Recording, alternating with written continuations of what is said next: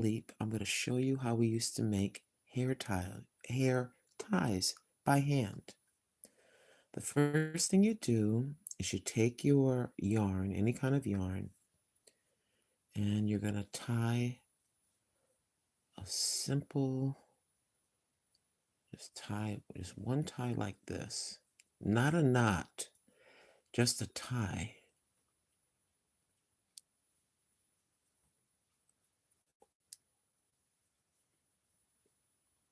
Then you're going to weave between your fingers like this. And you're going to go across, come over. I'm living for Jesus. Can't sleep, so I'm just going to go ahead and do what I used to do a long time ago. And come over here like this. Come over again. I know it looks kind of crazy right now, but trust the process. Hi, E is God's son. So once you get over like this, okay, hon, go ahead and get the babies ready. You're going to pull the first thing, and you're going to look like this. Let me do something. Hold on. Eventually, I'll go to bed in a few minutes, but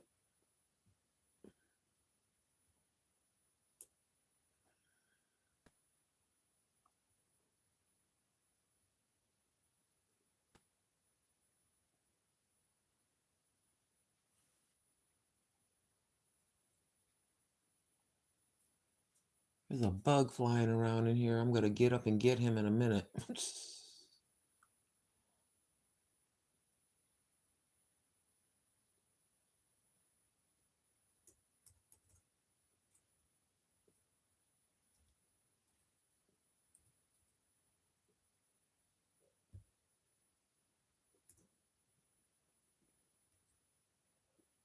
I slept for a few hours, but I'm right back up.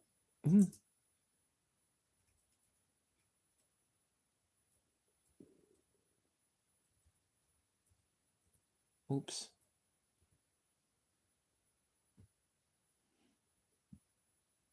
I'll get going in just a minute. Just let me do something.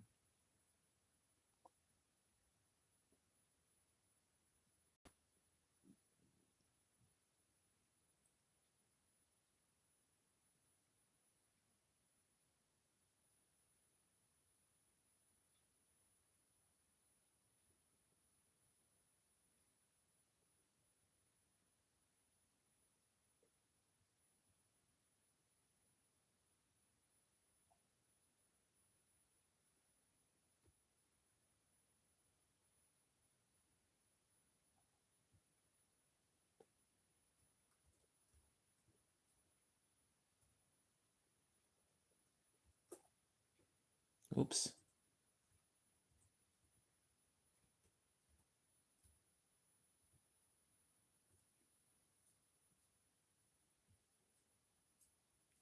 Bug, if you don't get out of here with your crazy self.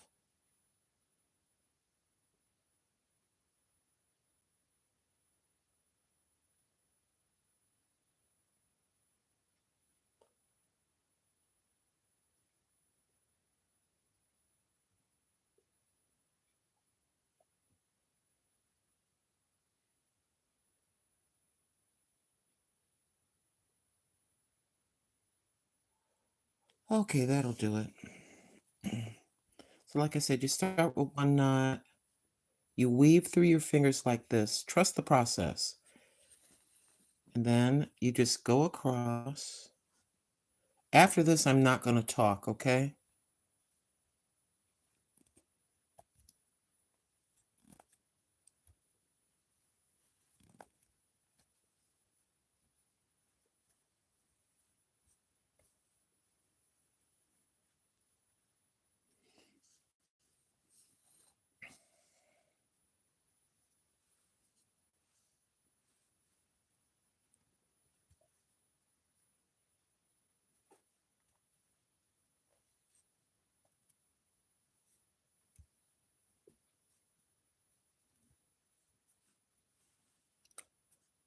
Trust the process. It doesn't look like much now, but trust me. Trust me.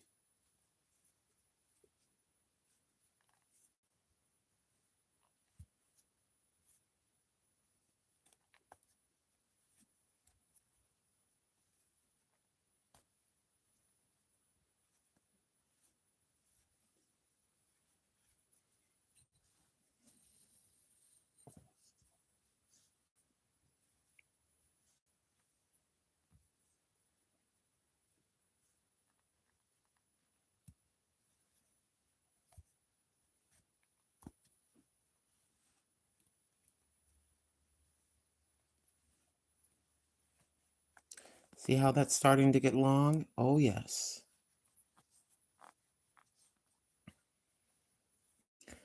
And when we were little girls, this is what we used to do to make our little hair ties. Yep.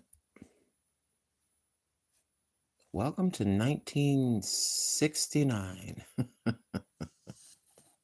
Hi, Yang. Thanks for visiting, honey.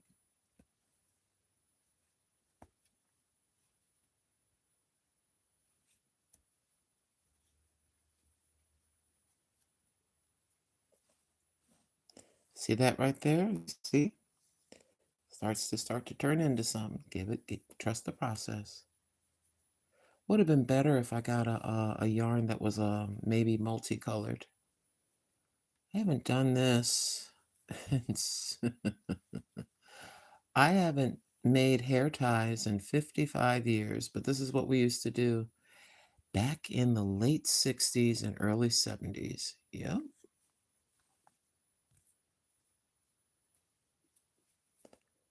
It's a little tight right on the edge there.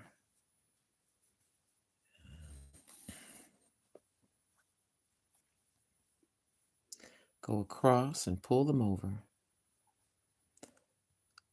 If we can do it, yeah. Hope you're all doing good. It's about 3:40 in the morning here. I fell asleep for about 3 hours and woke right back up. I don't know.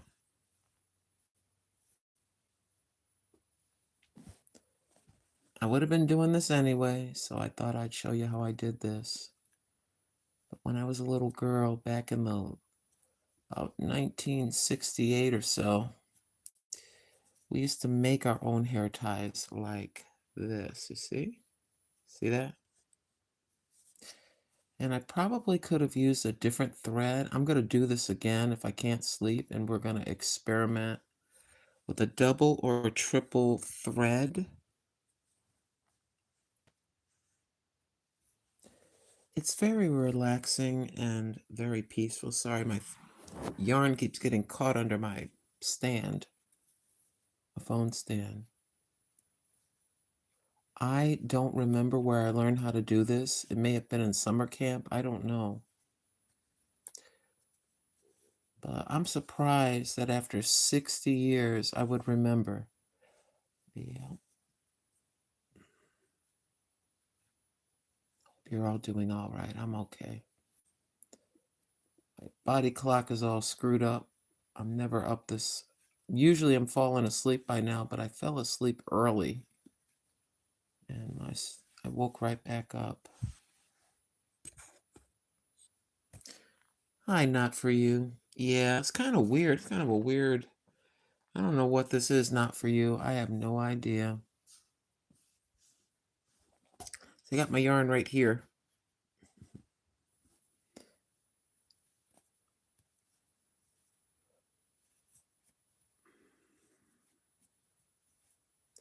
I don't know if it's a combination of being Holy Week or something. It's just something that's just very odd. When I can't sleep like this, I don't like it. Okay.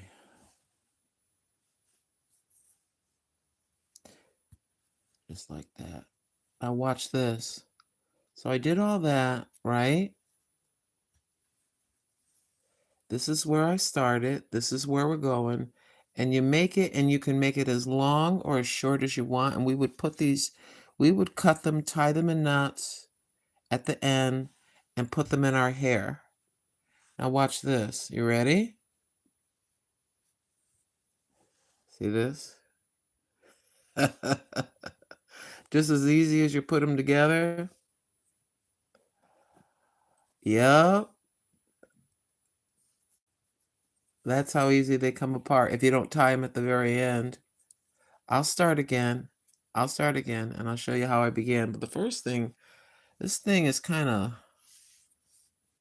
I'm kind of concerned because this is kind of tied up in a knot here and I need to unravel. So let's just go this way. You go that way.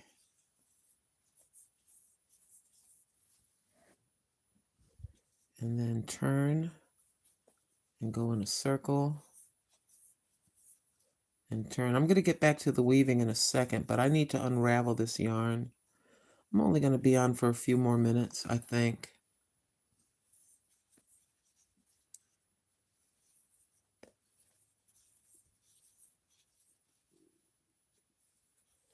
I got to pick up some more yarn tomorrow. I want to get back into knitting.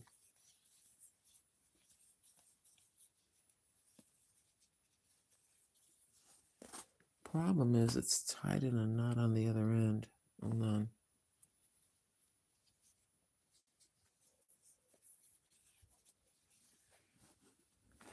Okay, I'm going to leave that there and unravel at the other end. Trying to figure this out. We're trying to figure this out. I don't know how they, whatchamacallit. That is what you call a mess. Goodness gracious. You can't really pull out from that end or this end. It's kind of weird.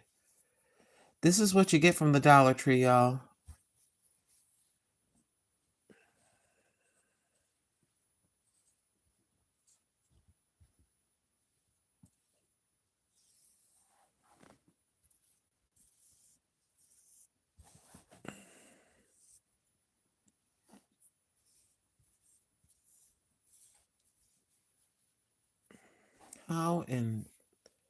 How do they expect people to start when only one end will unravel? It's really weird.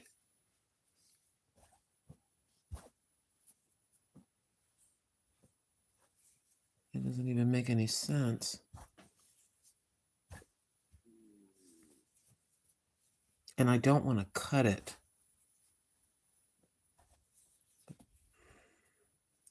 I'll probably delete this. I'm just doing this because I can't sleep. So I don't know if I'll keep this live stream up or not. But I'm kind of trying to figure this out here. Okay, there's one end.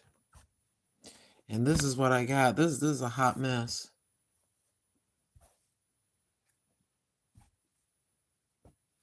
I can't find the other end.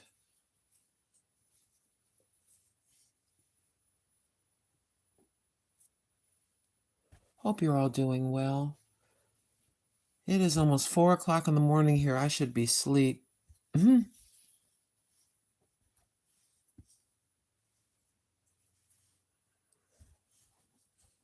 How do they expect us to get this?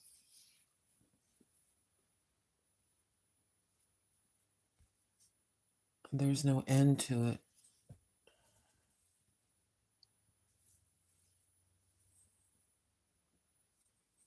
Thank you, Yang Yutuk, for your for the thumbs up.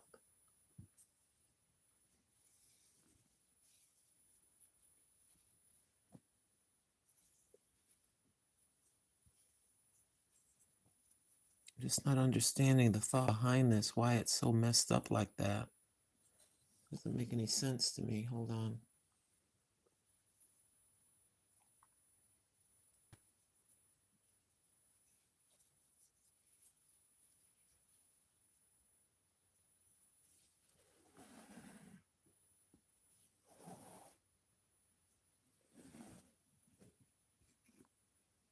Okay.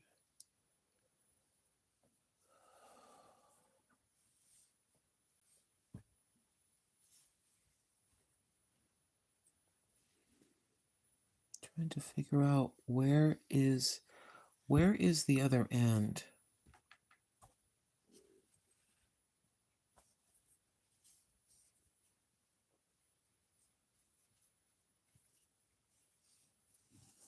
To it, like, wait a minute.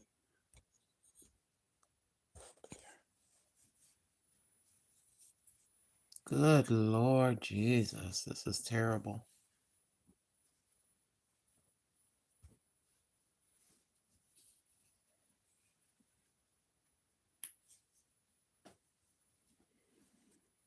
Mm.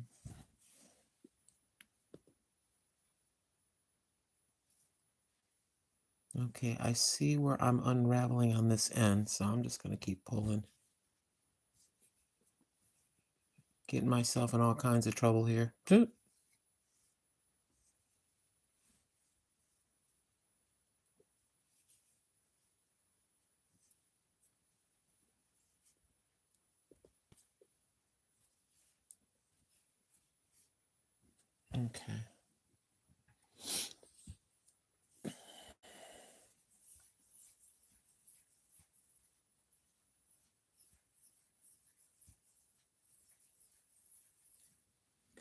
Okay. So this is an end here. Somewhere in here is another end. Y'all doing okay? I'm doing all right. Trying to figure this out. Okay. So this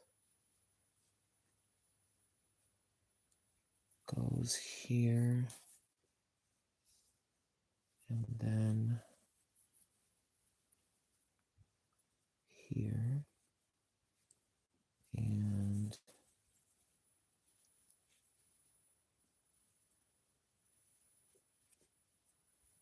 that's just a hot mess. I don't know, y'all.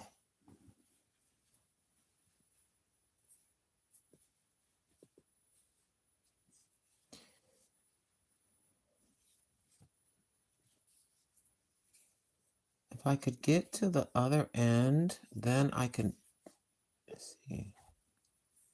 I can get to the other end.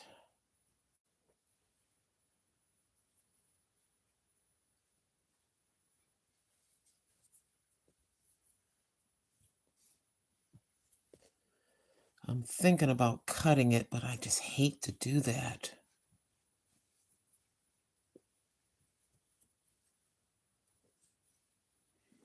Well, I'm gonna have to break protocol. I got scissors, but I don't want to cut it. I want to get to the other end. Where is the other end at? Gotta be here somewhere.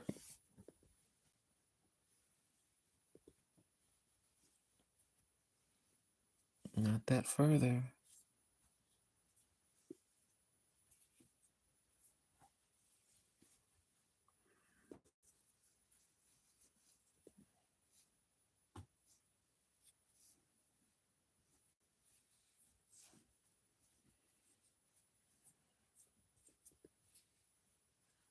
Okay. Should have figured this out ahead of time. Almost to the end. Okay. Can only go so far.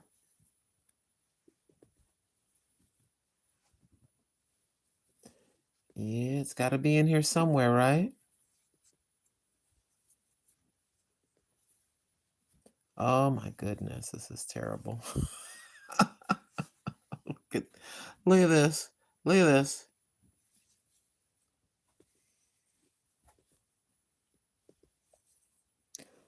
Somewhere in here, there is an end to this whole thing. Ha ha. There she is. There it is. All right. Let's see where we can see what we can do here.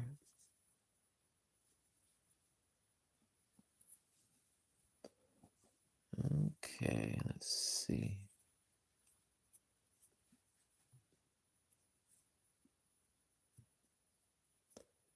Are you actually tied? And what is this?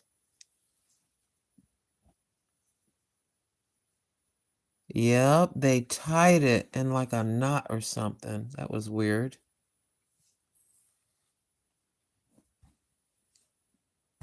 Okay.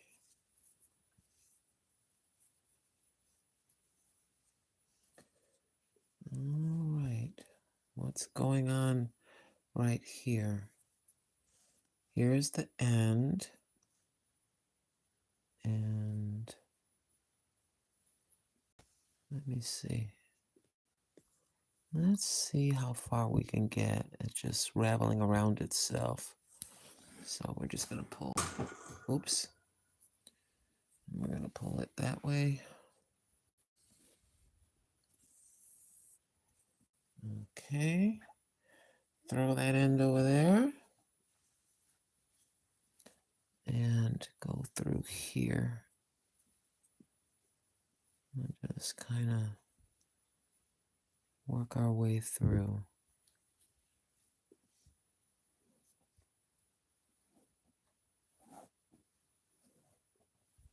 Okay, there's that. And let's see how far we can get here. Okay.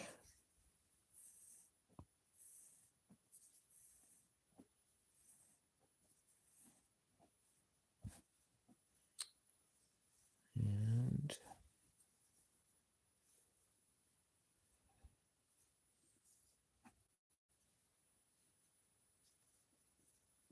all right. Let's kind of twist it right there. So let me see. Pull that through. Pull it through.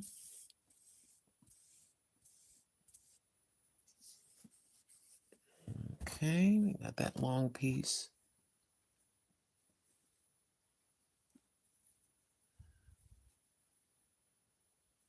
Okay.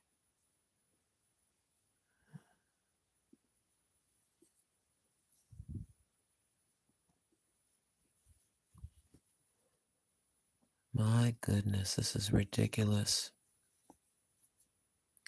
Don't worry, next time I do this, I won't be unraveling live.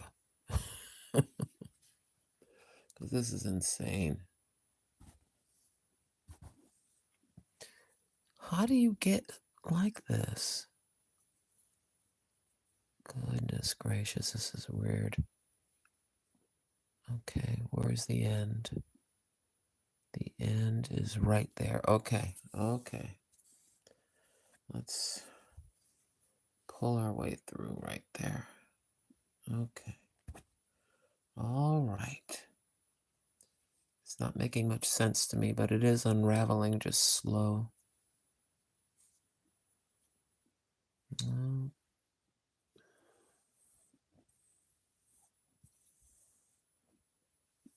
All right. Now,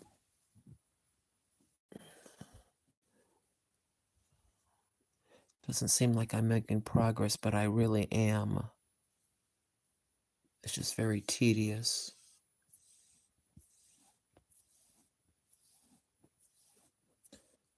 I would actually love to see how they make this. How do they make this stuff?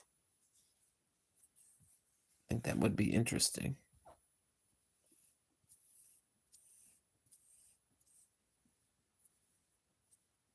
Okay. And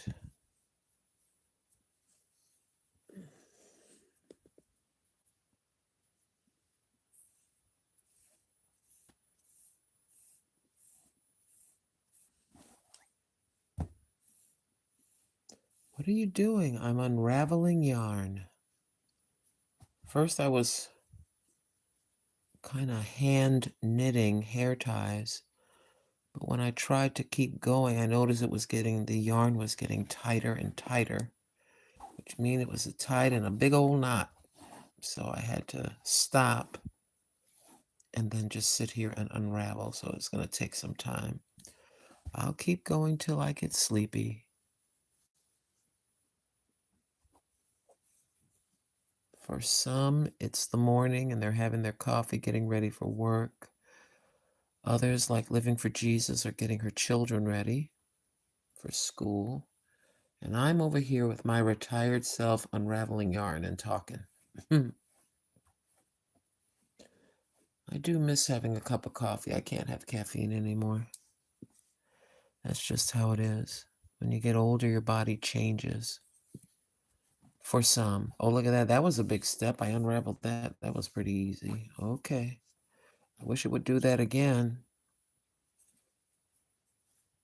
Yeah, about, I don't know, about 90 days ago, 4 months ago, I started getting in a tremendous amount of pain, and I discovered it was because of the coffee. I stopped drinking caffeine of any kind, and the pain stopped, and that told me, you no longer can drink coffee. And I looked it up, and that does happen for some folks, not for everybody. I know people that are a lot older than me, and they're still enjoying their coffee every day. I can't have it. I could drink a cup of coffee, but about 5 hours later, I'll be on the floor screaming in pain. And I gotta even be careful with decaffeinated coffee. I can only go so far with that. I can have it, but not every day. Every 2 days, I can have a cup of decaffeinated coffee, which doesn't really taste like much, so I said, "To heck with it." I'll just give up the coffee. I can have orange soda, I can have ginger ale, I can have root beer. No caffeine. Okay, let's keep going. It's just how it is sometimes when you get older. The body tells you, "No more." What are you doing? I'm unraveling my yarn.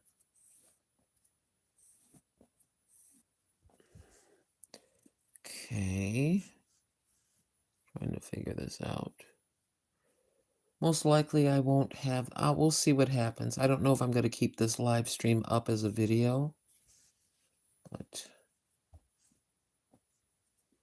I can't sleep, so here I am with you.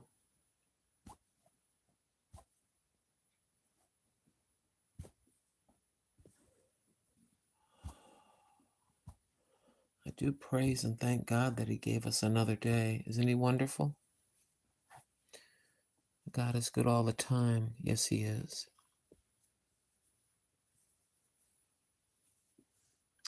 Look at this. Look at this.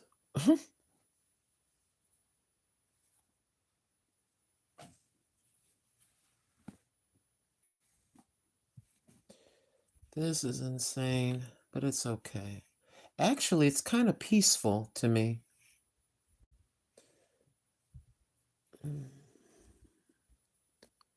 Unraveling this yarn is like unraveling our thoughts, unraveling our repetitive thoughts that kind of torment us.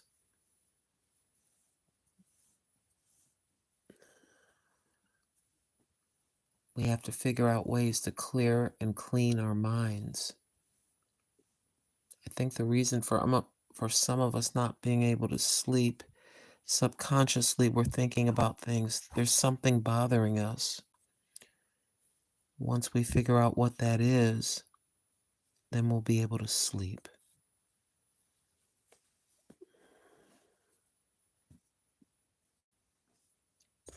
I apologize if I'm not exactly in front of the camera. I'm really focusing on unraveling this yarn. I think in some cases with sleep, it's a spiritual thing too. Sometimes the enemy tries to rob you of your rest. But I'm wide awake, which is insane.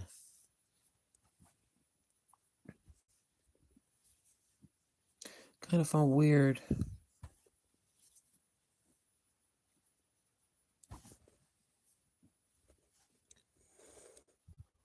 Oops. I have you on top of my book to keep this level and you're sliding.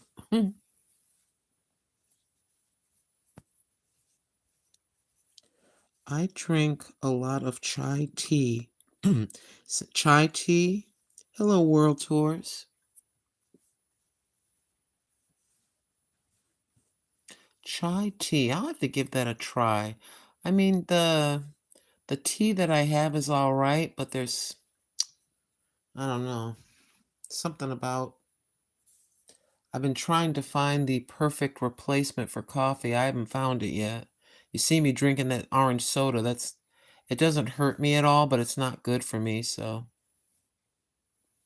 maybe some of that what do you call it? It's kind of like a seltzer water. You have the bubbles and then there's fruit flavored, berry flavors and things like that.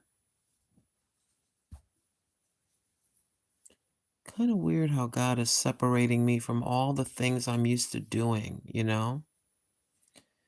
For me, He talks to each one of us differently. And He says for some of us, we can have things and some of us cannot. What He's been trying to do, I think, in my mind is He's trying to separate me from this world living for Jesus. He's trying to, at least for me, this is not for anybody else but myself. He's trying to get me to understand this world really does belong to the enemy as far as your earthly thoughts and habits. And the Father is trying to get me to separate fully from this earth, from the things that I'm used to. That's all I seem to be able to feel like He's doing.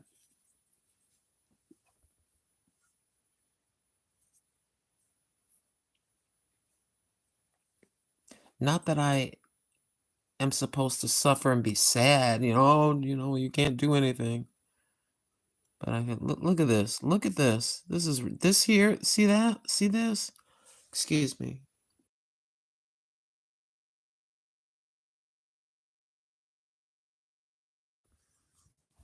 This is what you call ridiculous. Look at this.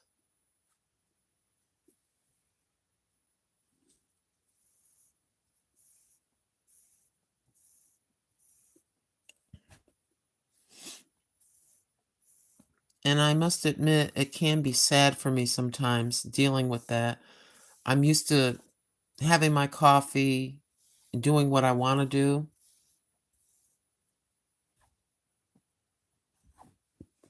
I'm sure if they pulled out my gallbladder, I probably can drink a gallon of coffee and it wouldn't bother me.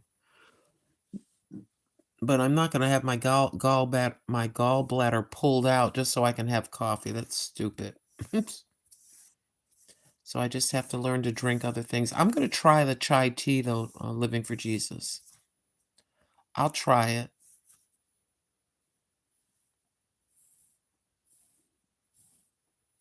See, there's this thing with our bodies where some folks want to, get high. Some folks want to be drunk, you know. Some folks want to get that little extra lift from coffee, and some people drink coffee all day long. They got a big old pot and they'll have a pot or two. We're always trying to fill ourselves and satisfy ourselves and distract ourselves in some kind of way. And I think God is wanting us to completely focus on Him, you see. And it's difficult for folks to let go of the earthly, whether it's a coffee or whatever else you're used to doing all the time. And I think He's sick and tired of us making things a lowercase g God, paying attention to things and not paying attention to God. I think He's tired of that, and I think He's calling us to greater things.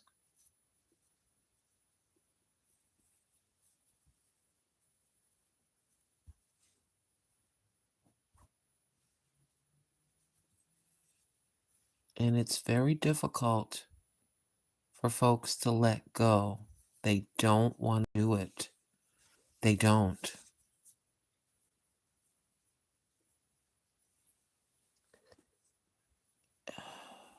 Don't mean to sound obsessive about it, but you don't only have the human body for 80 to 90 years. Let's just make a blanket statement. You're going to have the human body from about 80 to 90 years, and you're no longer going to have it. You're going to have a different body.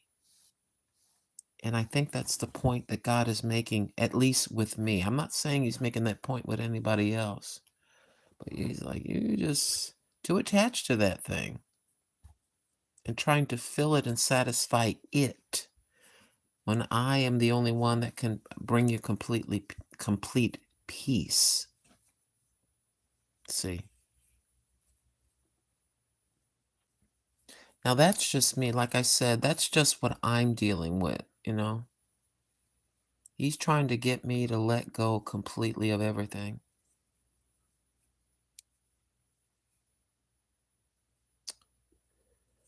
Oh, goodness gracious, this is ridiculous. This is ridiculous.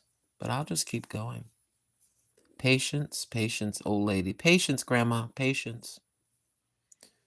Let me just pull this and take a look. Okay, this will go through here. So I'll just open this up and pull it through. Put this back. Put that back and just pull it through. Yeah,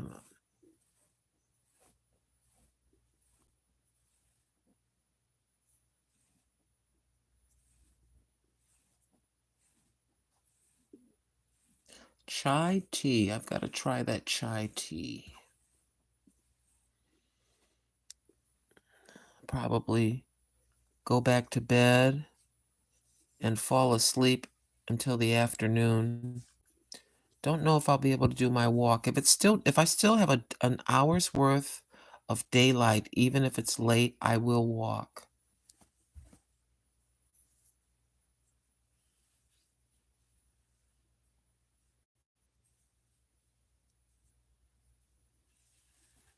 Trying to achieve that at least till Saturday.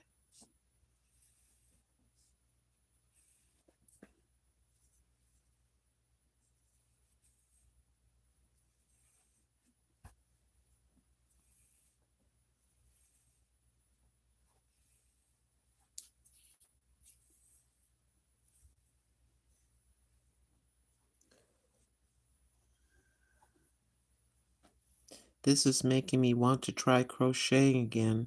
I do not have the patience. Yeah, I hear you, sister. I'm going to get some knitting needles. I am. I'm going to get some knitting needles, and I know how to knit a scarf. I know how to knit. I do not know how to crochet. My sister Daisy is very, God bless her, she's very artistic. She knows how to sew, decorate.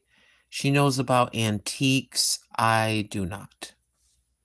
She was always the very creative one. I was always just the bull, like the hard-working one, you know? That was me. Carmen was just the baby that my mother unfortunately sheltered and spoiled. She can cook and take care of herself. She just like will whine and complain because she wants somebody else to do it, you know? So you have the older sister that had to be responsible, very artistic, very, very intelligent and skilled. You had me that was kind of a bull, like I just would just do things the hard way, and I have a determined kind of a mind, you know. I'm fairly intelligent, but I am not as intelligent, in my humble opinion, as my older sister. She's pretty smart.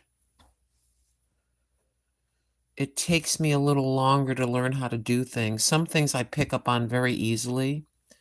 Other things, you got to show me 100 times before it clicks like a light bulb above my head. Busy lady, you could show me how to crochet, and I would be almost crying. I'm not even lying. I would be, you brought, no, no, no, don't do it that way. Do it this way. And I would literally try it and just start crying. I remember I didn't know how to tie my shoes when I was little. And my older sister, she said, like this. And I tried it and I tried it. And for some dumb reason, I couldn't tie my shoes. I went in the bedroom and I cried. I'm not going to lie. I was a little girl. I cried because I didn't know how to tie my shoes. So I did it a whole bunch of times. I finally got it. That's me. That's how I am. I'm slow like that. There's a few things I pick up on very easily. Very easily. But other things, just as simple as tying my shoes, I cry, "I can't tie my shoes, hey!" I didn't let my sister see me cry. I cried in the bedroom by myself until I figured it out. And then Daisy learned how to sew. She could take any pattern, make jackets and pants and skirts and knit and crochet, and she could do it all. I was just an onion head. I just didn't I was slow. I finally learned. I don't even remember knowing how I learned how to knit. Have you ever been like that? You're doing something you've always done, like knitting, and you can't remember how you started? I don't even know how I started to learn how to knit. I don't even remember how, but I learned from somebody showed me. My mother never did anything like that. Nope. She never drove. She never had a driver's license. My nephew, he has never driven. He's in his 40s. My sister Carmen is in her 60s. She's never driven a car. I'm telling you the truth. We so dysfunctional and ridiculous. And some people would think that's crazy, but it's true. You know how you learn how to drive when you're 16? I didn't learn how to drive till I was in my early 20s. Yep. Thank goodness I did. Yeah, there's always somebody, very smart and other people in the family very slow. It doesn't mean they're stupid. We're just a little bit slower to get it. I'm telling you, I am slow to like get it. Recipes, I do all right. Crocheting, Granny does not know how to crochet. Nope.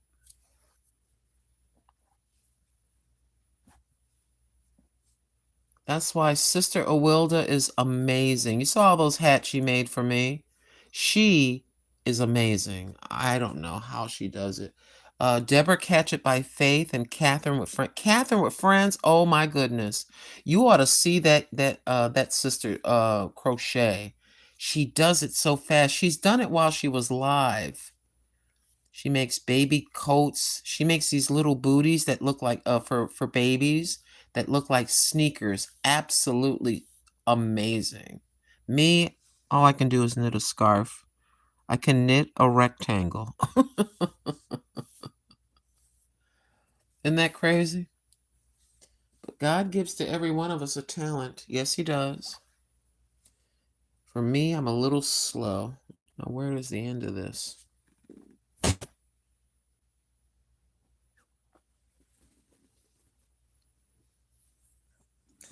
Cha.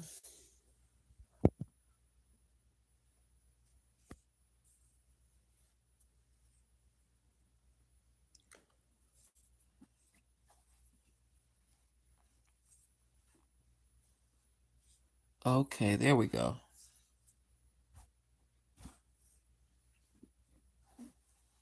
Okay. Yeah, so that's the story of me and my two sisters. The oldest one, maybe because she's the oldest and she got out of the house and learned from a lot of people, while while my mother sheltered the rest of the other two sisters, me and Carmen.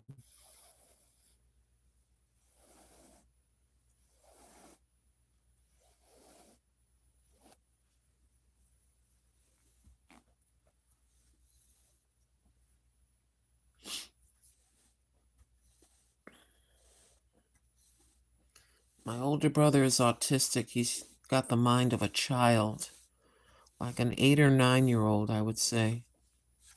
He can shave and go to the bathroom himself and take a shower or a bath himself. He knows how to do those things, but he has got the mind of a child. His words are limited. Like how I'm talking in a normal sentence, he talks 3 or 4 or 5 words to tell you what he wants. So he cannot live on his own. He's in an adult home, doing quite well. My sister spoke to him, I forget how many weeks ago. She actually talked to him on the phone.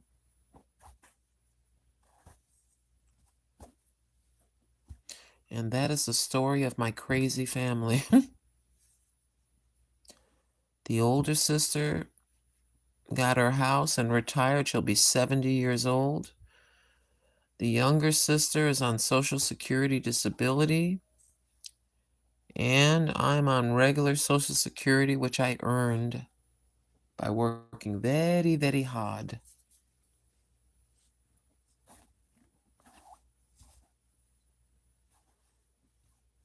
Good mercy. Let me see. Oh, I'm getting thoroughly annoyed with this.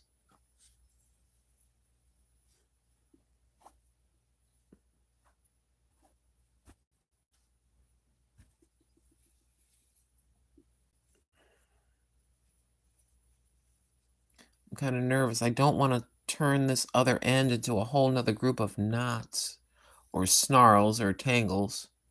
So I'm trying to pull it all the way out like this. I think I may have to cut it. I don't think I want to sit here and unravel this forever. I may have to cut it. I just want to get a long enough piece to work with to make my hair tie.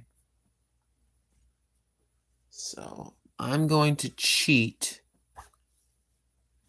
See how much I can get. Let me take a look at the other end. Where is the other end? See how far I can go. I'm just over here. I don't want to. I want to move that over there. I don't want this to get tangled again. There's that end over there. And then there's this end, which is a mess. Well, it's from the Dollar Tree, y'all. I'm not going to blame the Dollar Tree itself. But we all know that the Dollar Tree sometimes gets things that are imperfect. The printing is wrong on the tag or something like that. That's why it's at the Dollar Tree.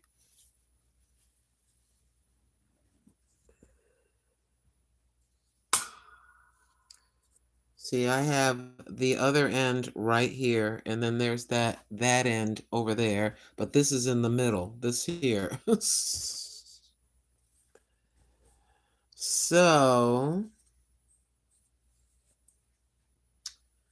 I'm trying not to cut it.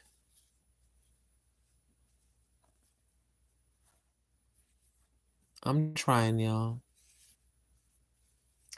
I'll admit to y'all, sometimes, you take care of your chores. Sometimes I don't know what in the world to do it myself. I need to go on a cruise is what I need. And then I live in the silent fear in the back of my mind that the average woman lives to be about 80. I'm 65. That's 15 years. That right there terrifies me. I try not to think about it. When you get old, you start to think like that. I try not to. I'm telling you. I just try to keep myself so occupied that I don't think about it. But I could hear the time clock ticking. I mean, tomorrow's not promised. But if you're thinking in human years, that's very scary. So I try not to think about it, but I must confess, it's been bothering me lately.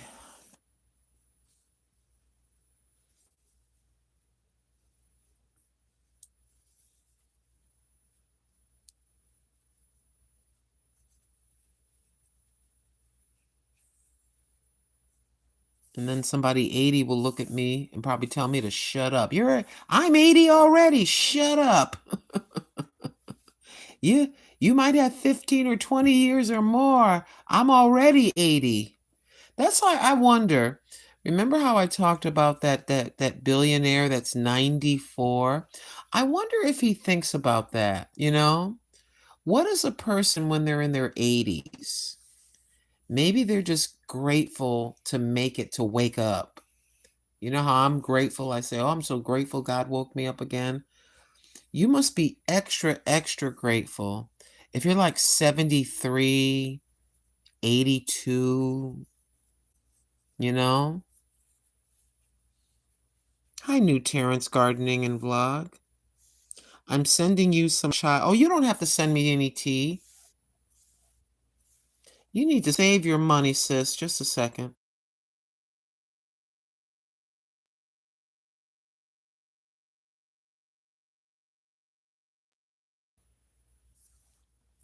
But I appreciate you, sis. You have children. You have a husband. You got stuff to take care of.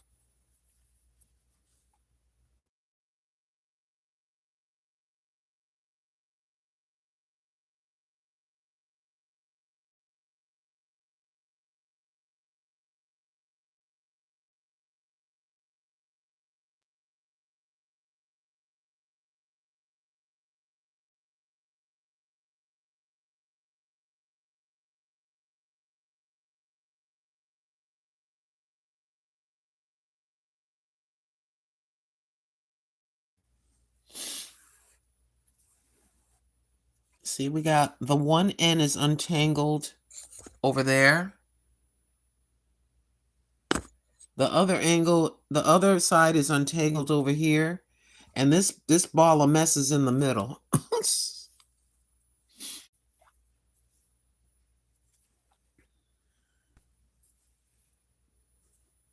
But yeah, I try not to think about it, brothers and sisters, but yeah.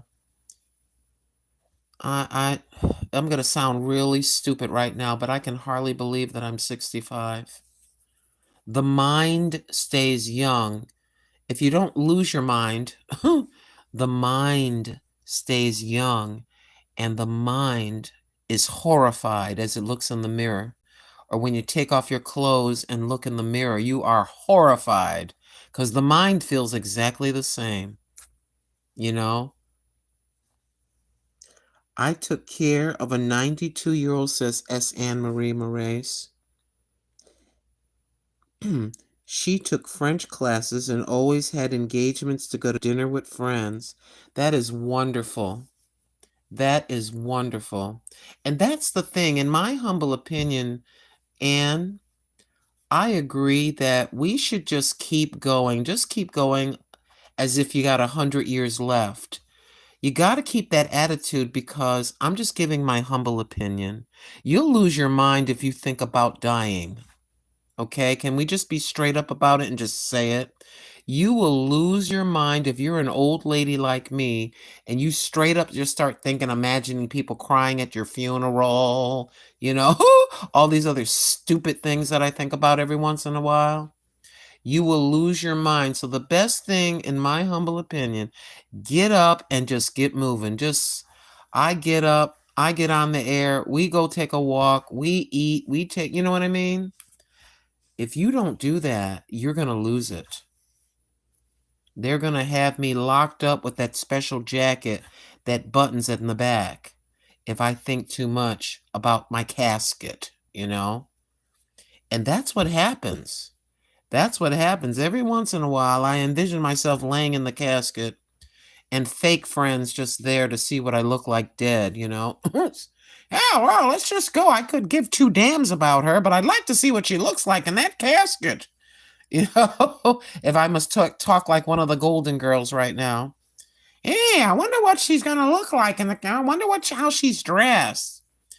Think she'll look natural laying in the box? You know, some people are so stupid, but that's what they think.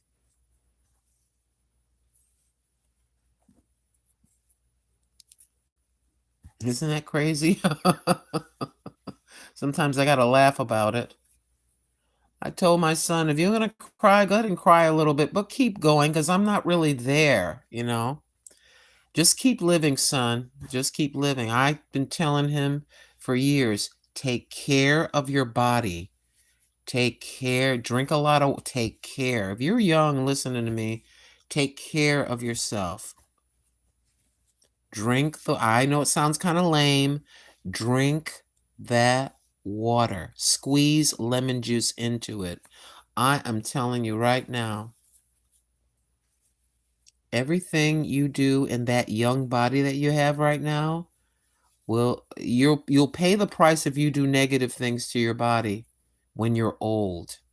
And they ain't nothing worse than being old and hobbling around or having to depend on people to wipe your butt, okay? Can we just tell the truth about it? So, take care of that human frame as best as you can. If you don't, I'm telling you, you'll pay a price later. You will definitely pay the price later. I've seen pictures of my favorite movie stars when, just before they left the earth. Some of them, they went to bed in their 90s and they didn't wake up and just went of natural causes, and that's fine. But others did not look so good and suffered because of all the things they did in their young bodies. You only got one heart, one liver, two lungs, two kidneys. Take care of yourself. Okay? You listen to me. Take care of yourself.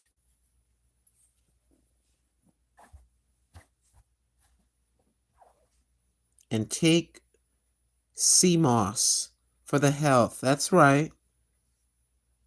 Who cares? I have been to a funeral of a church sister with a big smile on her face in the coffin. At that point, whatever she saw last is what captured her attention, not opinions. Come on now. Hey, Mountain Sparrow.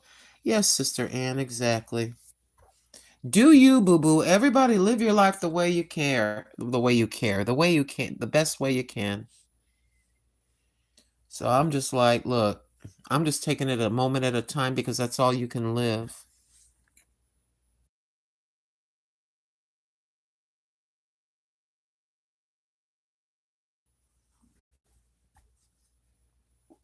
Yeah, I'm to that place where I honestly, I'm to the place where I could care less if people agree with me or not. Yes, you get to that place. I'm like, look at here. I'm 90 years old. Shut up. You know? Can you just see somebody? You better leave them real old people. Leave them alone. They're like, look here. Any day could be for me. So shut up. Don't try to sit here and make me depressed.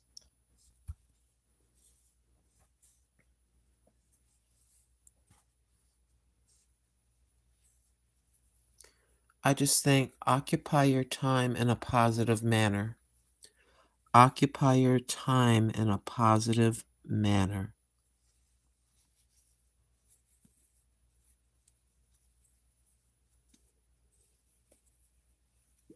You know that fight is in our mind. Yes, it is. Yes, it is. And take CMOS for the health. Yes, Ann.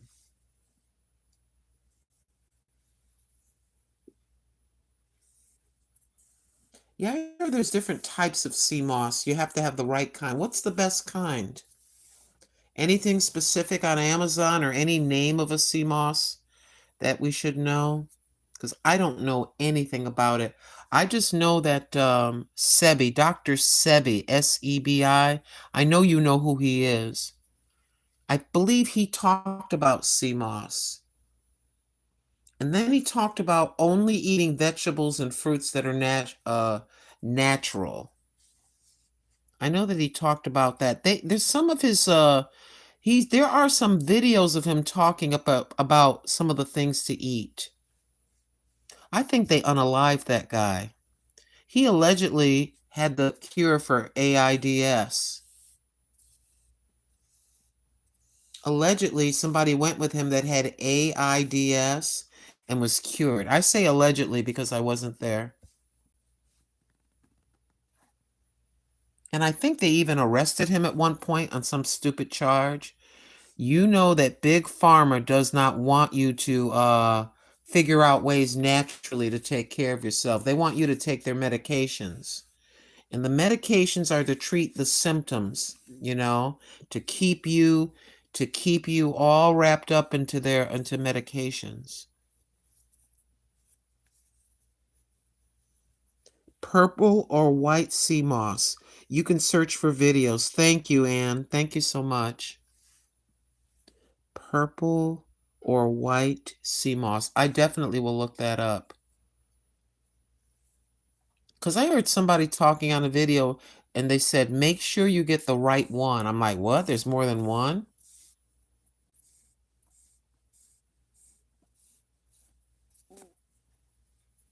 Almost. It's sort of looking like I'm getting through this thing.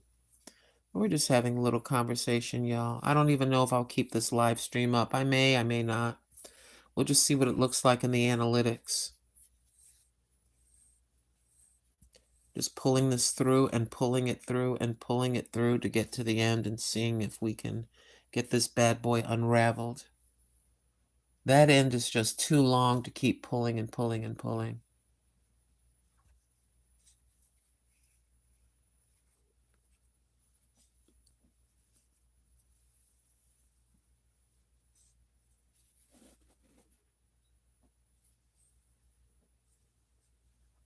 There is actually pre-made sea moss gel. I think I heard of the gel. I heard somebody talking about that in a video. I am of the belief that the Father has cures for natural cures. That's where medicine comes from.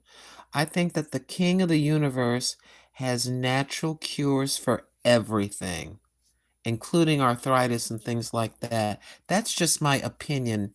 Please talk to your doctor about your health. I'm not a doctor. But I swear to goodness that the King of the universe has natural remedies for things.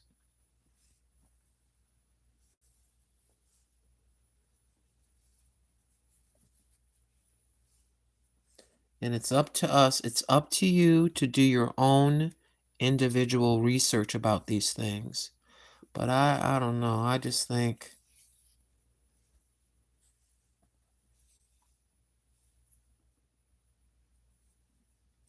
I know that my friend, my former fiance, Mr. Tim, he takes, now this is just him in his life. I am not telling you at all what to do. Please let me make that perfectly clear. But he takes herbs and supplements for certain things. He has the book, he looks up what ails him, and he tries that first. If it's something he can't handle, he will go to the doctor. But Mr. Tim has been doing that since he was about 15 years old, and he's in his early 60s now. So far, it looks like he's doing okay. I know he's got aches and pains, but that's from all that farm work. He has a sore back or something like that.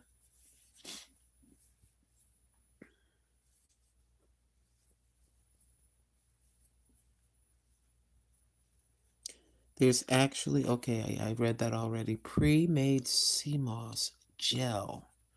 I think aloe vera has a lot of healing properties.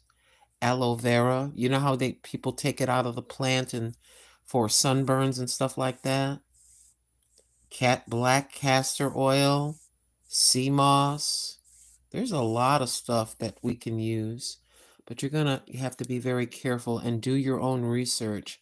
I am not recommending anything. You're not allowed to do that on the YouTube streets. All I can say is talk to your doctor or physician and do your research. But there are a lot of natural things out there that you can take, from what I'm understanding.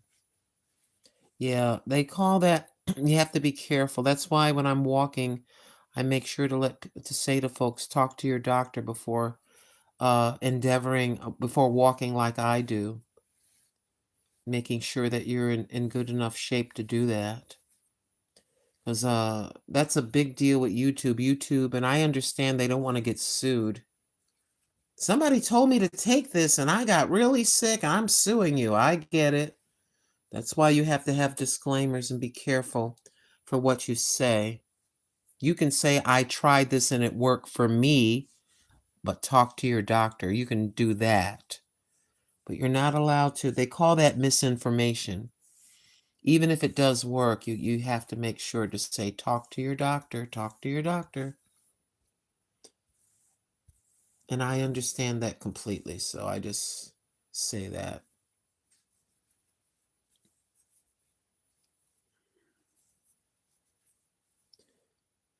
Okay, let me see. I'm looking under here.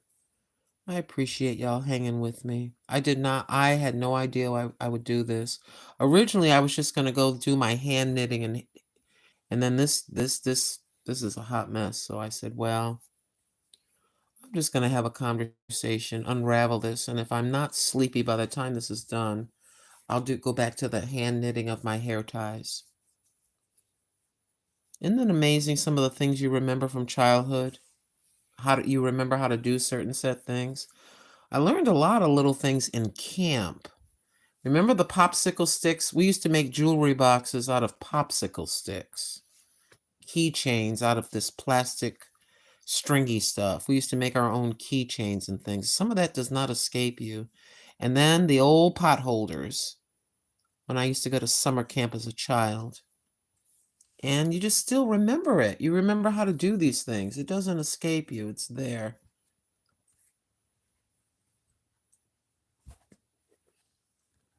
Where's the other end? Okay, there it is. I used to make we were poor, so we used to make our own Barbie doll houses. We had the X brand Barbie doll, and we would take a cardboard box and tape, and we would make cardboard chairs and furniture in that when we were little. Yep. You get very creative when you don't have stuff. You just make your own, the best that you can. And I'll tell you, we had more fun with stuff like that. And then we were kind of proud that we made it ourselves.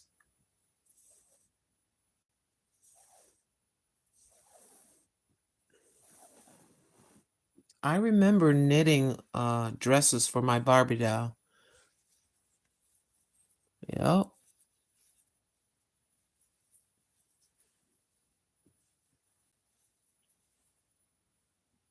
Fasting is a big I agree 100%. Fasting is, yes. Give yourself a chance to just kind of, I don't know, reset your body, I guess, maybe. And again, you're going to let me just preface anything we're discussing. Please talk to your doctor about anything before. Please don't do that unless you talk to your doctor. My son did the intermittent fasting. Intermittent, where you start eating at a certain time and you stop eating. He lost a lot of weight doing that. That was just my son doing that.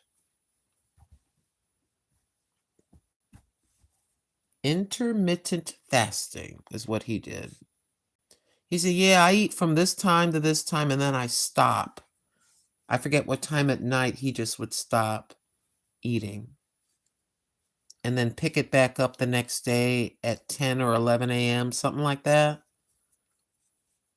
And just like you said, the fasting with just having maybe liquids, for some folks, it really does them a lot of good to sort of reset the body.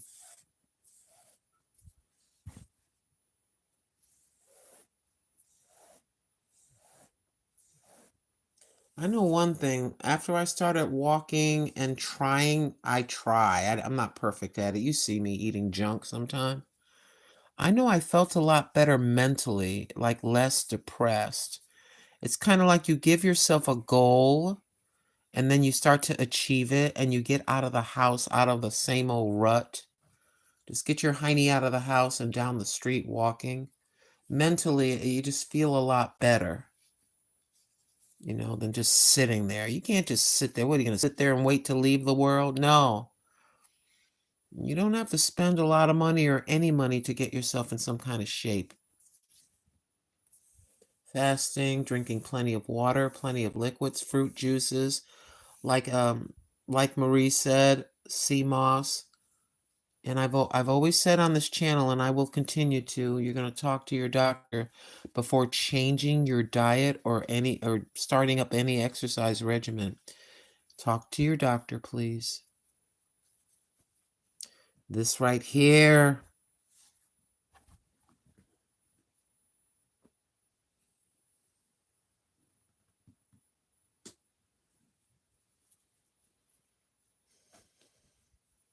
Yeah, YouTube had to get kind of strict and say you can't say certain things or make sure to say a disclaimer before you do because a lot of people file frivolous lawsuits just trying to get money, and I guess they got tired of it.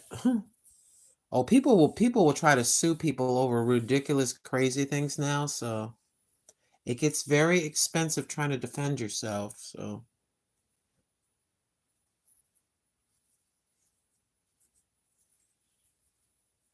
these slip and fall experts, they squirt a little oil on the floor and then fall down and say it's the store's fault. There are still some crazy people that do these things.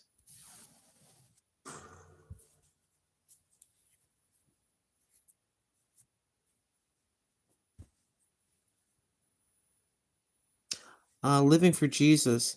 I fast and then eat nothing but lettuce when I do eat and still can't lose weight. Dang, darn hormones. Yeah, the hormone thing. Exactly.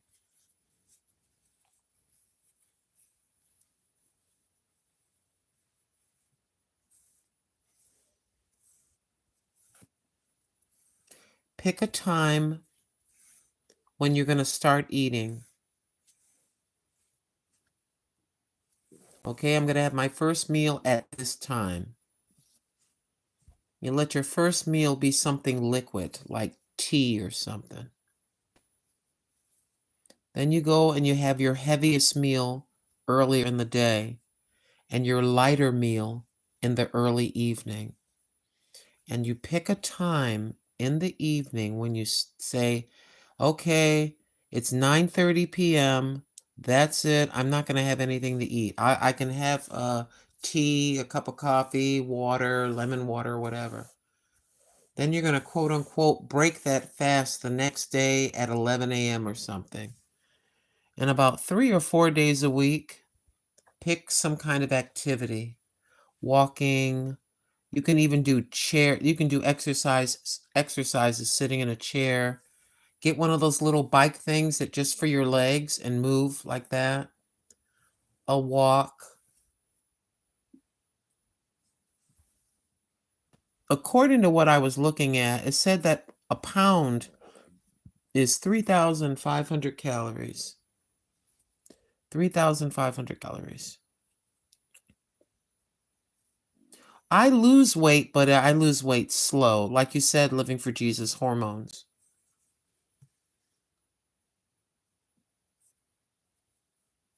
Right now, I could go in and eat me a fat burger right now and stuff like that, but I'm not starving hungry. I'm a little hungry. I'm not going to do that. 'Cause, I'm not going to do it. I do have pineapple. I can open up the can of pineapple. I can have fruit and the fruit juice. I can do that. It won't really affect me badly.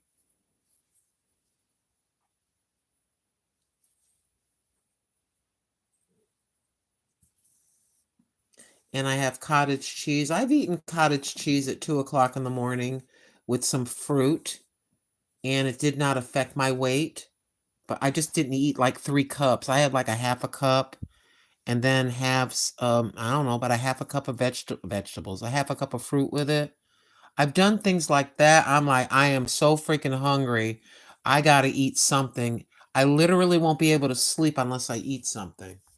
So then that's what I resort to. I say, all right, I'm gonna have a bowl of grits with just a teaspoon of butter or what, like that. That's what I do. And some nights I don't have that wrestling. I have no wrestling whatsoever as far as being hungry. But I always try to have a can of fruit or something light, so when that happens, I just can put something in my stomach and it's not fattening, but it's satisfying to where, okay, my stomach start growling and stopped attacking me, so I think I can go to bed now. I'll even go to bed on it. I try to stay up for an hour or so, but then I just go to bed. Oops. Thank y'all for being here and keeping me company. I appreciate it. I'm not worried about thumbs up and all that. I'm just chilling, having conversation with y'all.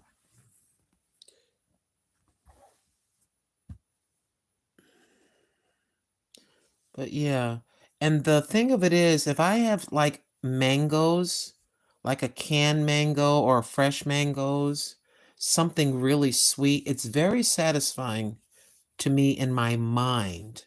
I'm having something sweet and it's filling. The cottage cheese, about a half a cup, it helps to fill my stomach. And it's something that's easily digestible, you know?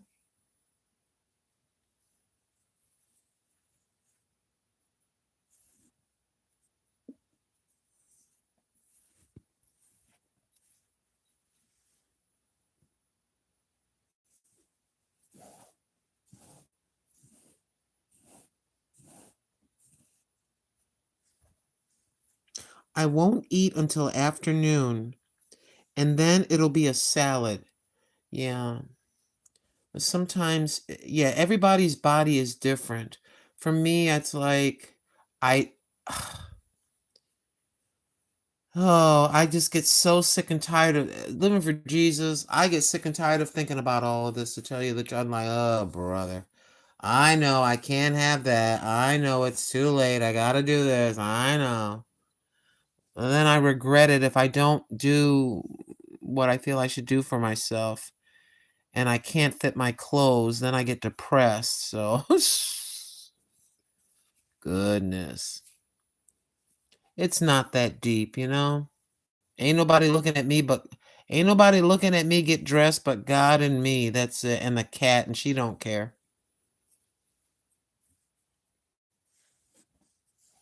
But I guess I'm just trying to occupy myself positively so I don't lose my doggone mind. When you live alone, you're just like, okay, let me occupy myself before I go nuts. Oh, goodness.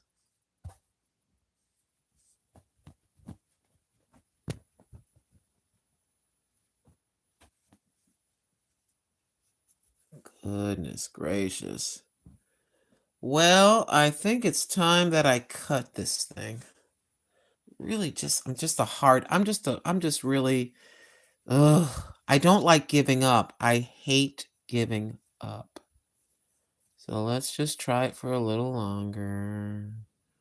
Let me just examine this. Let's see. I keep moving this to where you can't see. I'm sorry. I try to eat the heavier calories early and the lighter calories later.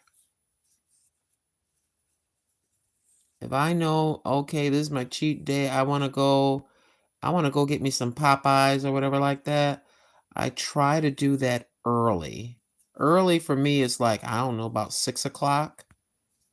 7 is early for me.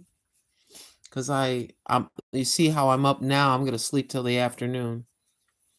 And then after that, maybe a half a sandwich or something.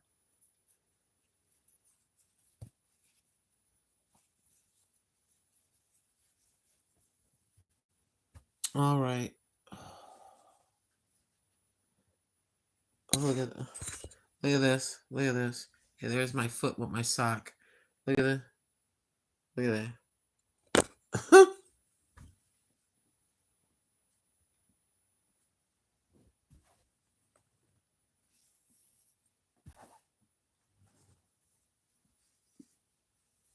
It's just me and the cats now.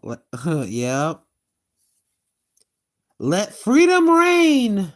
Hallelujah. Yeah, bye. I love you. Bye. You turn around with this big smile on your face. Hallelujah. Oh, I know my mother probably got happy when we went to school too. I get your butsy, get out. So she can just sit down.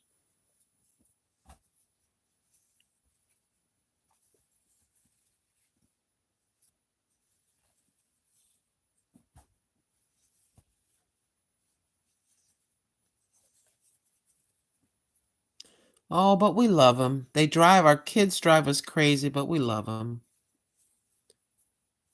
I just think back to the ladies like my mother back in her day. Mom, how on earth did you do it? How did you raise three daughters and an autistic son by yourself? Yep.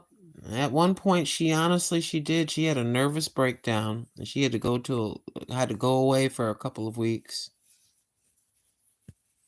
One of the neighbors took care of us.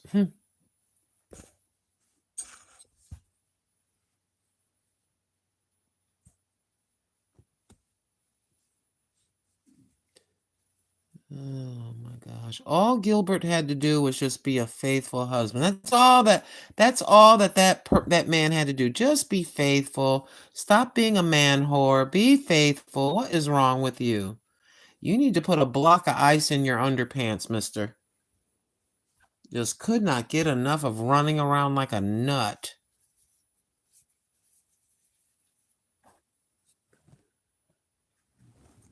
Oh, my hip cracked. Let me get my leg off this bed. Oh my gosh, my foot's falling asleep. Goodness gracious, y'all. Ugh.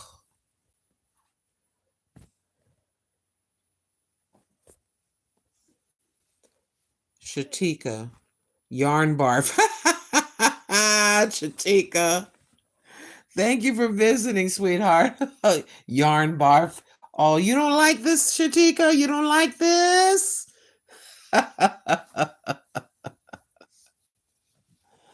Yes, I should have just did this earlier today when I was on the air. I couldn't sleep, Shatika. I'm starting to feel a little tired now, but I slept like a couple of hours sooner, and I woke up at 1:30 in the morning. 1:30 in the morning. My sorry behind woke up, Shatika. Can you believe me? With my goofy crazy yarn self?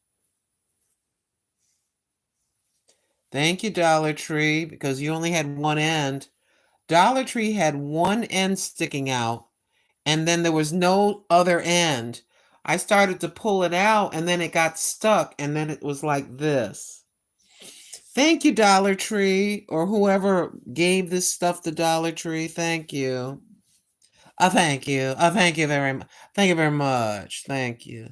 Like, look at it. What? Look at this. Look at that. Does this even make any sense?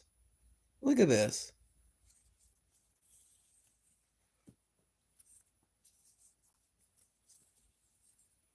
This is cray cray.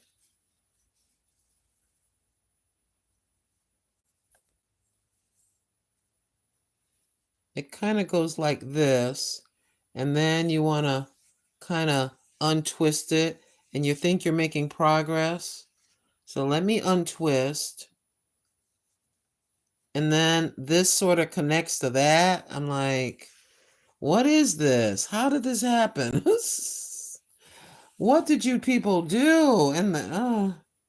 At one point, it must have been unraveled to get them to make it into that ball. Pardon me, I'm on the other side of the camera. I'm looking with my hair sticking straight up like I stuck my finger in a light socket.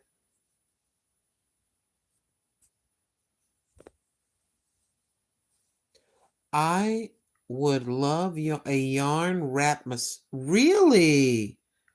A yarn wrap machine. Shatika Wood, Sister Shatika, I had no idea that they even existed. A yarn wrap machine. Oh my goodness. They've come out with so many new inventions and so many things to make things easier. Can you imagine people used to get that wooden thing, that wooden tub with a stick in the middle and a paddle, and those poor women would sit out there for hours churning butter, out there hand milking cows, you know, riding horses, riding horses to town, to the general store. And here we are. People are getting upset because they're in the McDonald's drive-through and they're taking too long.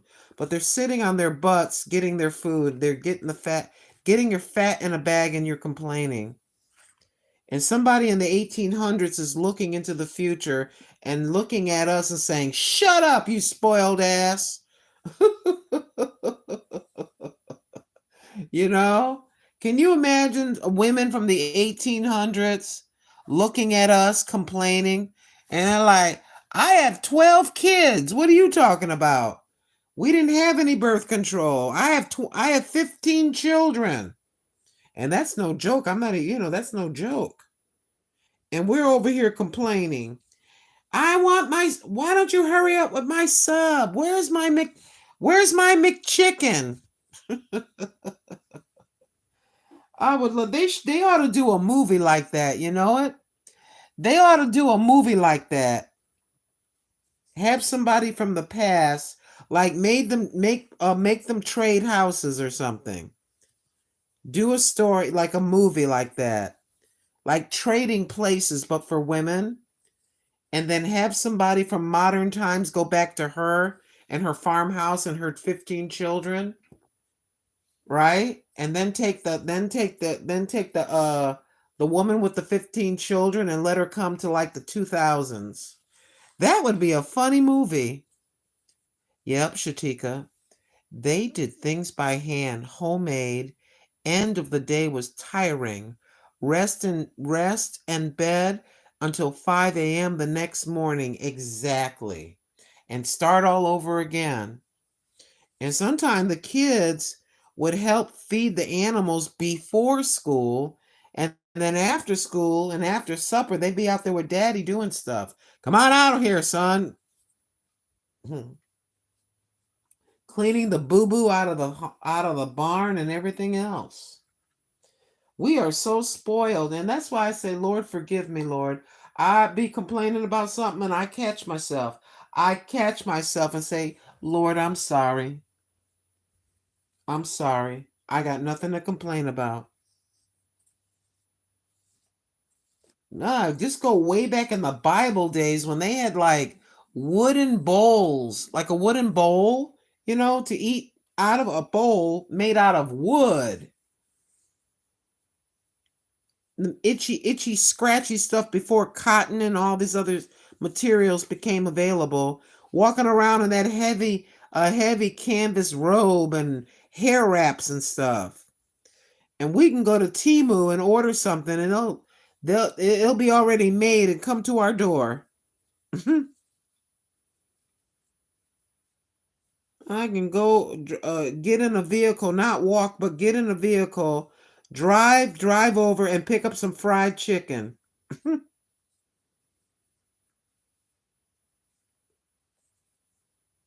Back then, they had to grab the chicken by the neck, twist the neck, chop the head off. The body would still be jumping up and down. My mother told me that story. She said, "Yep, the body of the chicken would still be jumping up and down for a little bit. Then you take the chicken." She said, "We used to put it in boiling water so it would soften the feathers. Then we would pluck it, we would cut it in half, gut it, and cook it. Raise it from a chick, feeding them, trying to keep other animals from going in and, trying to eat them and stuff." Back in Puerto Rico, she said they had chickens under the house. Their house was on sticks. She said, "Yeah, we used to wash our clothes. I used to have this little white blouse. I wore a uniform for school, and I had to wash it every day. My stepmother was so cheap, had me wearing the same uniform, one or two of them. She said, I would wash my white blouse and then I would lay it in the sun, and the sun would be the bleach. Can you imagine? And here we are with a washing machine inside the house and the bathroom. And then she said they had the outhouse. They had the outhouse in the back. Yep, chores before anything, Shatika. Exactly. And the kids get upset if we say, can you empty out your trash can? Oh, Mom. Kids from the 1800s are looking at the kids today saying, you lazy. I'm out here, I'm 12 years old, working like a man out here before I go to school. And wait till harvest time. Oh my gosh. Have them little boys out there working like men, doing men's work. Oh my goodness. That would be a funny movie, I would say.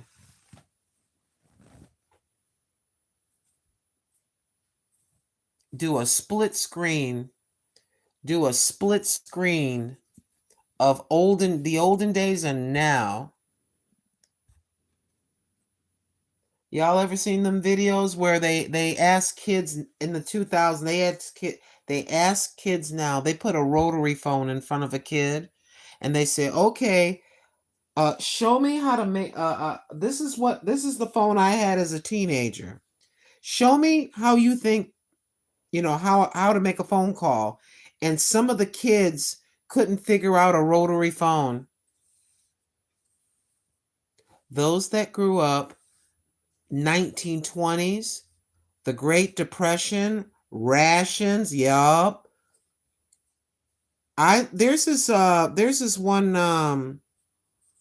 this TV show, it's like from the UK or something, and it's called like the 1800 house or the 1900 house, and they took a modern family and they set up a house like the 1800s. It's still on YouTube.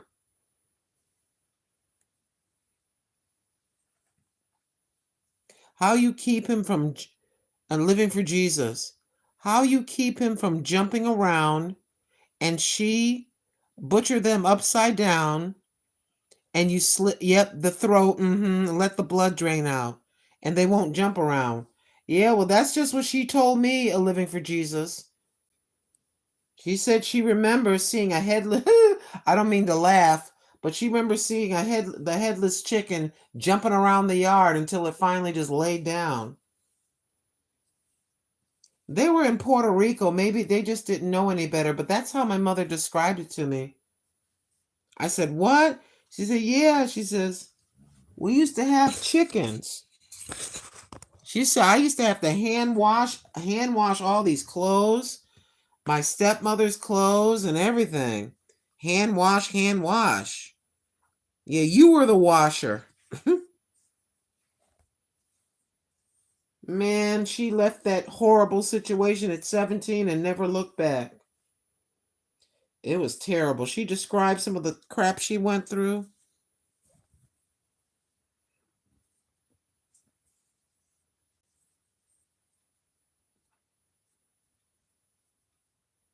I remember excuse me a moment.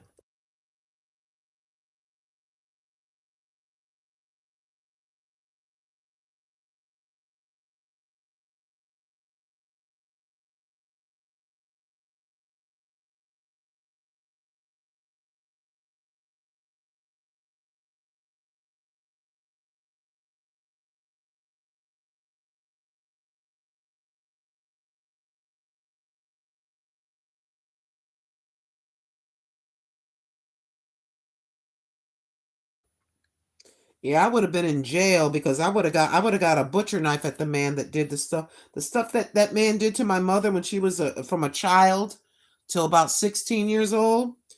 Yeah, I would have been in jail. I would have been in jail because I would have got a butcher knife and I would have cut the thing off. I would have wait till he was asleep. I would have wait for he was asleep, and I would have did him in. God forgive me, Lord. I'm sorry, Father, but Yeah, don't fall asleep around me. After all you did to me, don't fall asleep. You better not fall asleep. I'm gonna get me a. I'm not gonna say anything else. I got to be careful, but you gonna get it. I'm gonna get you.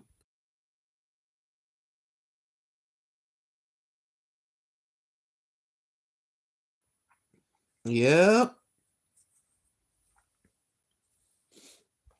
I'm just behind you, just pulling this thing, y'all. If you're wondering what I'm doing, I'm just pulling this thing out of that thing and pulling it out of another thing, and I'm unraveling this thing.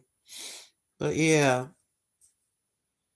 I would have got if I would. Yeah, the thing of it is, she didn't have. She had a sister and a brother, and what happened was they gave my mother to this woman, to her neighbor, and she was a sadistic, evil witch. But then her brothers got to go and be with daddy. And my mother ran away one day, and her father was in shock when she showed up at his house. He said, "I don't know how to raise a daughter. Here, you take her." And that's why she suffered all that abuse, as these people weren't even related. There was no CPS back in 19 like it would have been about 1933, and it was Puerto Rico. Here, you take her. I don't know how to raise a daughter. You take her. Okay. My mother ran away from home and walked miles and miles to the house, to her father's house. She said he went into shock when he saw her running down his driveway. "How'd you get here?" "I walked." She walked miles to get back to her father, and he took her back home. Living for Jesus. Hi, CD underscore 3694. I told my oldest daughter to load the dishwasher, not wash the dishes by hand, but load the dishwasher. She had a fit. You just thought I asked her. You just thought I asked her to pick cotton. Exactly. You but look at this. Look here. Everything that our parents are having us to do, it's showing us how to do stuff for ourselves eventually. Eventually, your daughter's going to have her own apartment when she's like 25 or whatever the age might be. She's going to have to, what's she think? You're going to go to her apartment and do it for her? I don't think so. I'm glad my mother showed me how to do things, for goodness sakes. Now that's just me. We're just in the projects trying to survive with the roaches and everything else. Yep, I went into that kitchen when I was about 10 years old, and mommy showed me how to cook. She was so happy. She was so happy. Oh my, finally somebody wants to learn. And my older sister, she's like, bunk that. She learned how to cook, and Carmen eventually learned how to cook. Man, when I found out it, she told me the story of her childhood. When I was about 15 years old, I turned into an adult quick. I said, I'm gonna try to make the mommy, I'm just gonna in my head, I said, I'm gonna help my mother as much as I can. After all the hell she went through as a child, I'm gonna try to help her, and I did. Shoot, give this woman some kind of joy. I was washing the dishes, doing everything, cleaning the house, or the apartment rather. I said, sit down, I got it. Lynn, I go, no, ma, I got it. You sit down. Here's your true detective stories. Here. I'm gonna cook tonight. I'm cooking dinner. Yep. 16 years of hell with that evil devil possessed witch of a stepmother. Terrible, terrible. Bunch of sick assholes. Pardon my French. That's what they were. They were worse than that. Well, ladies and gentlemen, This is what's left.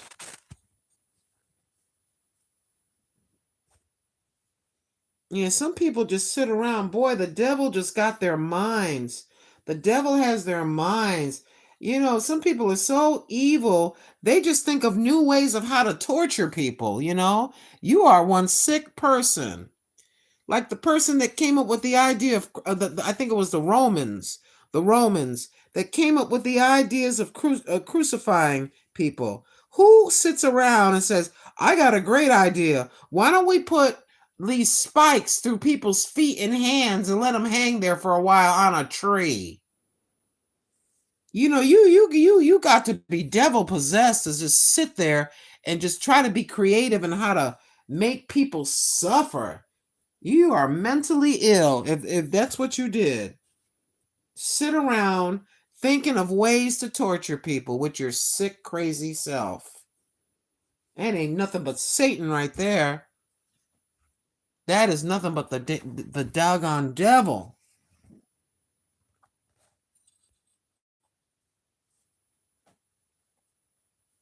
Uh, that happened to us too. My husband was freaked out and grabbed the chicken and beat it on the ground.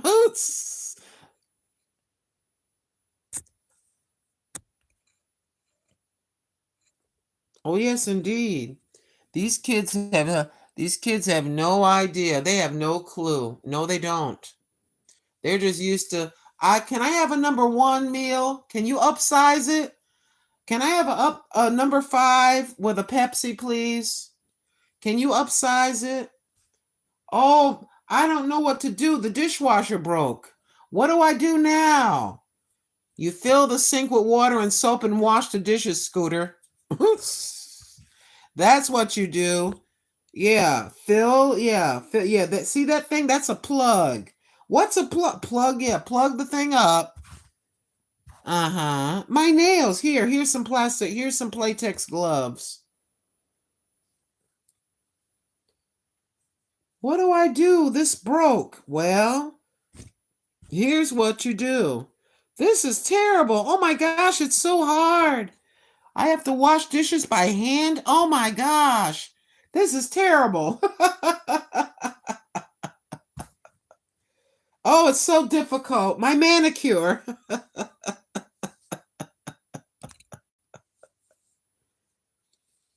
uh, what do I do? What do I do?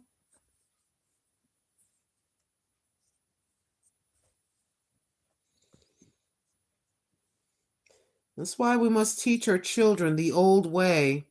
Show your children, take them camping or take them out in the backyard. Make sure everything is safe. Show them how to safely start a fire and how to cook on a grill, without electricity. Show them how to do things. It's very, very important. Pull them in the kitchen. Come here, let me show you something. Yeah, you're going to help me cook dinner tonight. What? Yep. But not, no, no. Here's a potato. Do this. Do that. Come on, we're going to go in here and bake a cake. We're going to make Daddy some breakfast. It's Father's Day. We're going to cook Daddy a breakfast.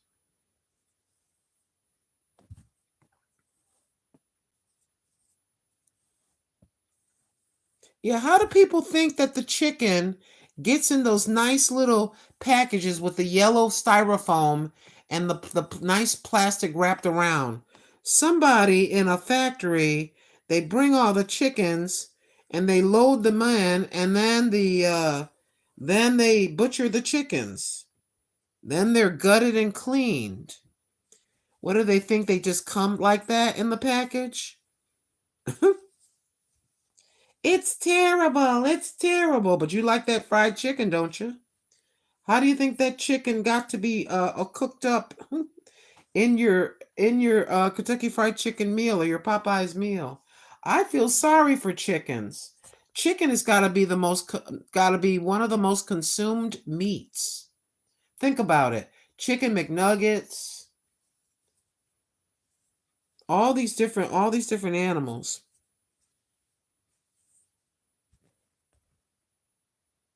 How you doing, Boogie?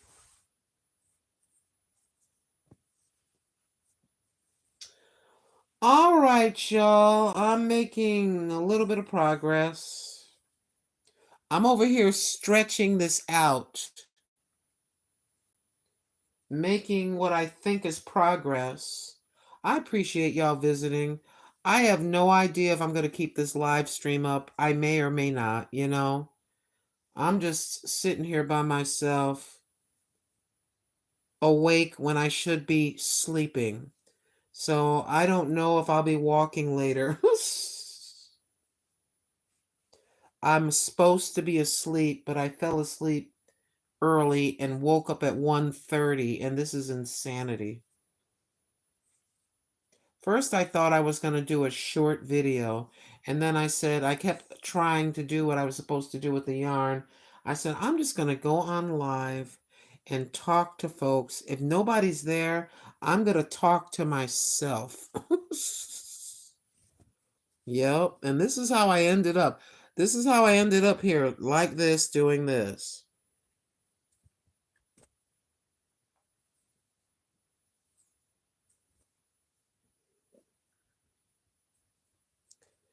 I have a feeling I'm just trying to shake this out and see if I can just unravel this way.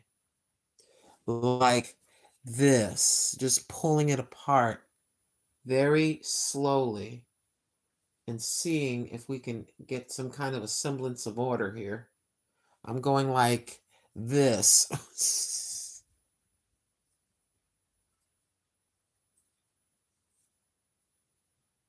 I really like cooking, and I really do enjoy doing the laundry and folding it and putting it away and stuff. I find it kind of mentally relaxing, you know? I really do. I find it kind of relaxing. Walking, not so much. But I'll do it. I feel good after I get done doing it. When I walk the 3.3 miles, you know? There's something about doing the old-fashioned way that is very peaceful. Like when I make my own bread, you know, when you make something from scratch, you make your own cake from scratch. There's something quite satisfying about that, at least to me.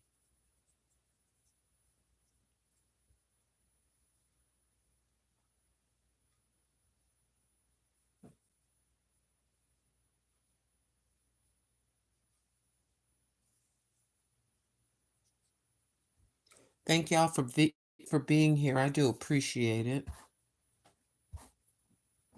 I'm just kind of swirling the stuff around and gently pulling it and seeing if I can, let me just, and gently pulling it and seeing if we can just unravel.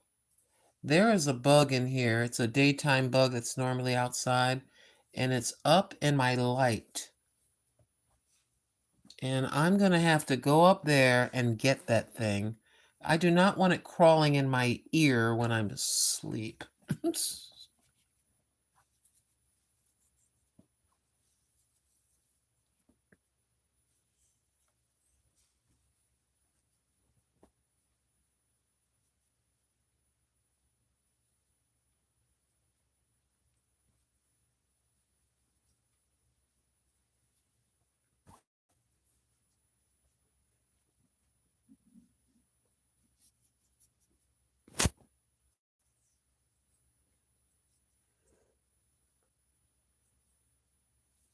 And please don't worry about staying. Nobody has to stay.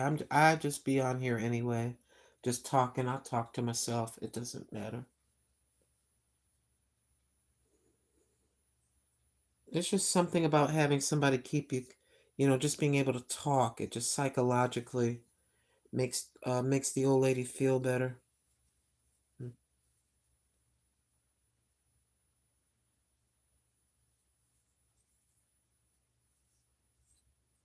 I've just never had so much trouble sleeping. It's crazy.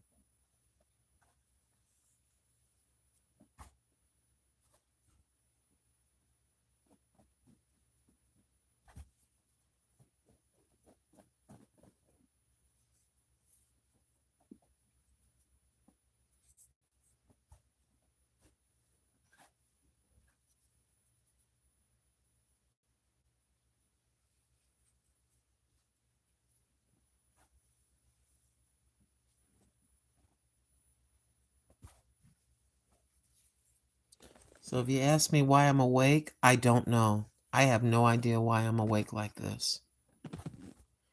Like Living for Jesus said, it could be hormones or whatever. I don't know.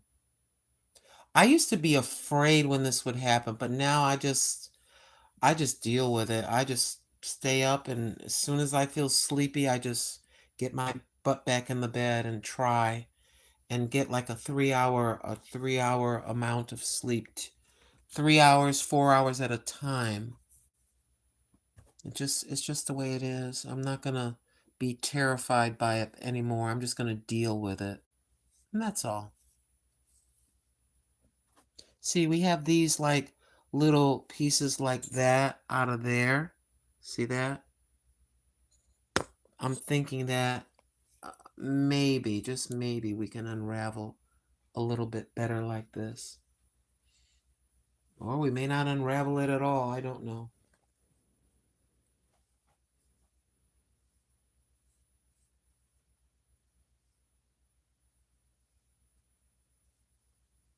But this is what happens when you get older. You get to be in your 60s.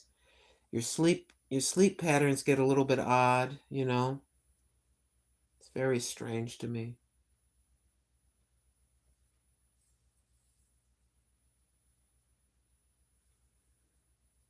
I was trying to remember like how my mother slept in her 50s and stuff like that. Mm. She'd do pretty good.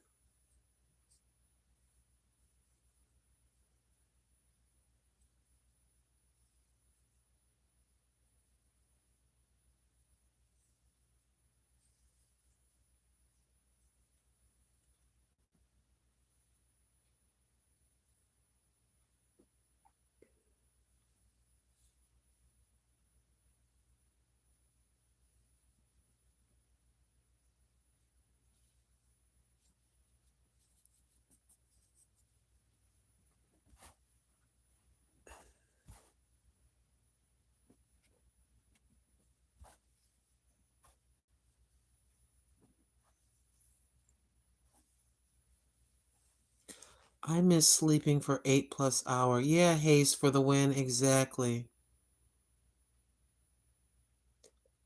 Have you ever tried turmeric before? I have.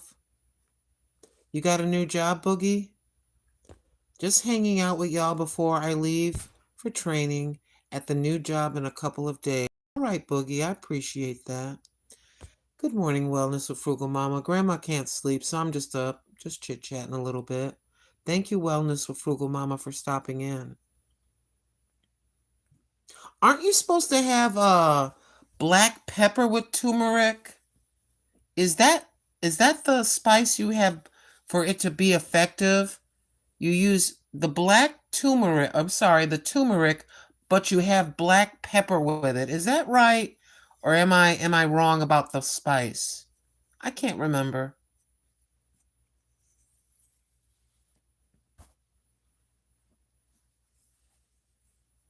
Congratulations, Boogie, on your job.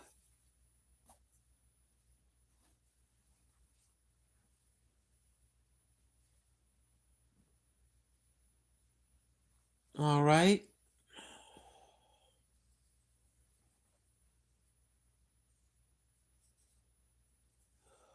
Man, I started working when I was about 12 years old. They had this summer program. It's a CETA. It was in Connecticut. I used to live in Connecticut. It was the CETA summer program, and you had to be 14 years old. You could start working your little summer job at 14. It was for poor folk. And so I lied and said I was 14, but I was big. And I started working at 12 years old. Yep. And I worked for until the age of 61, I think is when they let me go at that job. Replace me with a youngin, and that's all right. I really don't give two cares now. I remember circling the want ads. We used to get the newspaper and circle the want ads, and there was no GPS. There was no cell phones. I think at that point we had pagers. People could page your phone number, and then you would go to a public phone and answer the page. And I remember going to Buffalo. My husband was in the Coast Guard in Buffalo, New York. And I remember getting the newspaper, circling all these various ads, putting on a two-piece skirt suit, and then I had my map in my little car. The jobs were circled, and I literally didn't know I was following a map. Yeah, the map was the GPS, and going from interview to interview. Yep. Filling out the applications in person.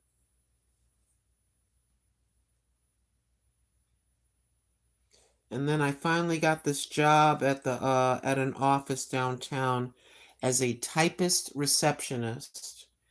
We typed polygraph reports. People would come in and take lie detector tests, and we they would go in and get tested, and then the polygraphist would have a handwritten report, and we would type the reports, and then they would be looked over and sent to the companies.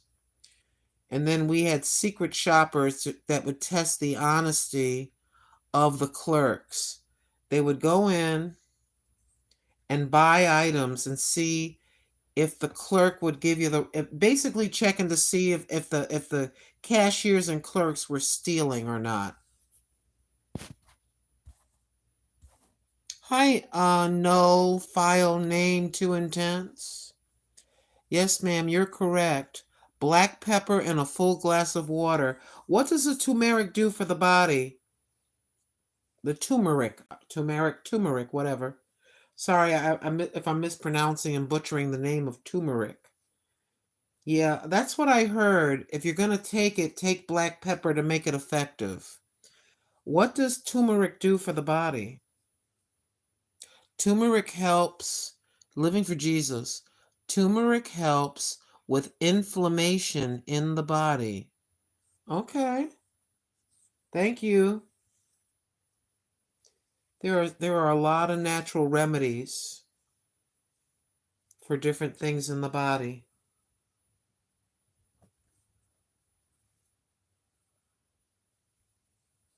I have no idea what's going to happen in the United States.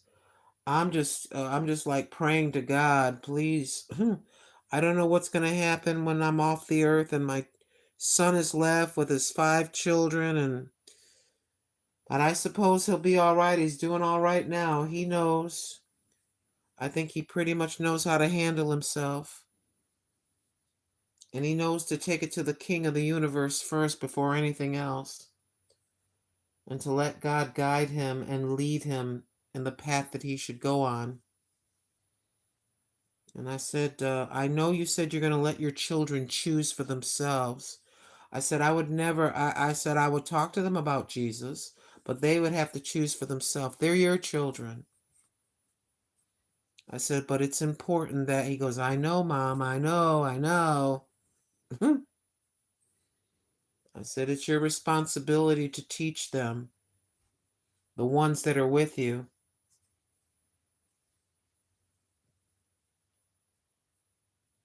The one that is to come, and then my 2-year-old granddaughter. I go, it's very important.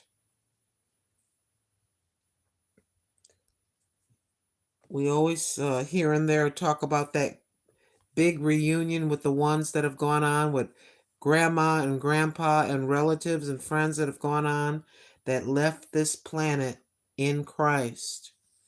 We talk about the reunion. Well, first of all, I'd like to make it myself.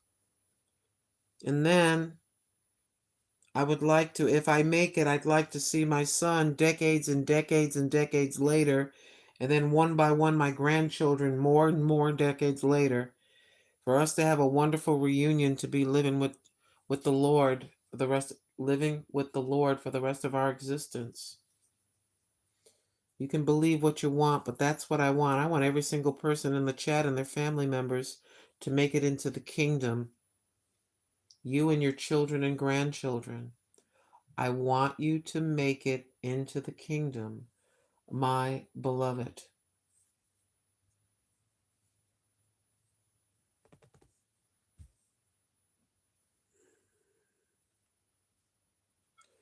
Turmeric, and black pepper. And have it with some water. Okay.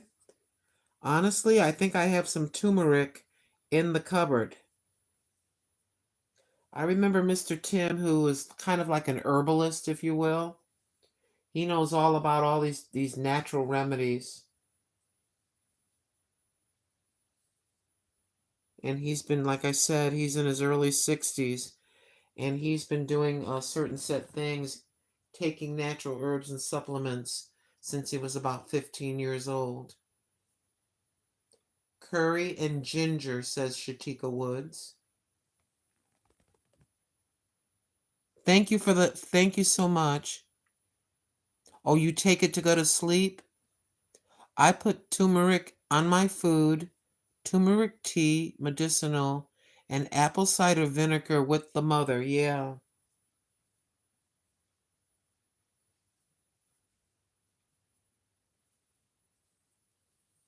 I need to do better, y'all. I used to do the things that you're talking about and slow down. I stopped doing it. I need to start doing that again. I used to take a teaspoon, a tablespoon, a couple of tablespoons of apple cider vinegar in water every day. Does your gut really good. Of course, YouTube, I'm not recommending anybody do this. I'm only speaking from my personal experience. I'm not telling anybody to do that. You know, when you're a content creator, you got to make sure to say these things, y'all.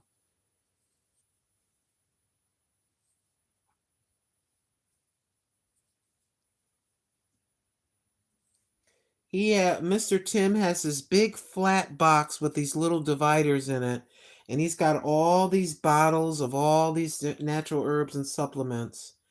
And something bothers him, he'll look it up and mix a couple of them together and take that for about a week, and then he feels better. He's been doing that for decades. Isn't it amazing how people are going back to the way it used to be with natural herbs and supplements? A lot of people, ever since that pandemic, and people started talking about what was that word? What are the words? Your immune system. That was big in the news. Your immune system. Yeah, your immune system. And then people started talking about all these natural herbs and supplements. Oh, you got to build up your immune system. Oh, people left people left the earth because of a weakened immune system. That's all you would hear on the news. So boy, oh boy, people started getting on Amazon, and like you all were talking about turmeric, and black pepper, and a lot of different things. Living for Jesus said, turmeric is good, but you have to be careful on how much you take. Turmeric blocks the absorption of iron into the body. And Chatika, I do. Anemia and Boogie. Wonder how much, or is it body index, or is it body index dependent? Body index dependent for the amount. This is some great conversation, actually.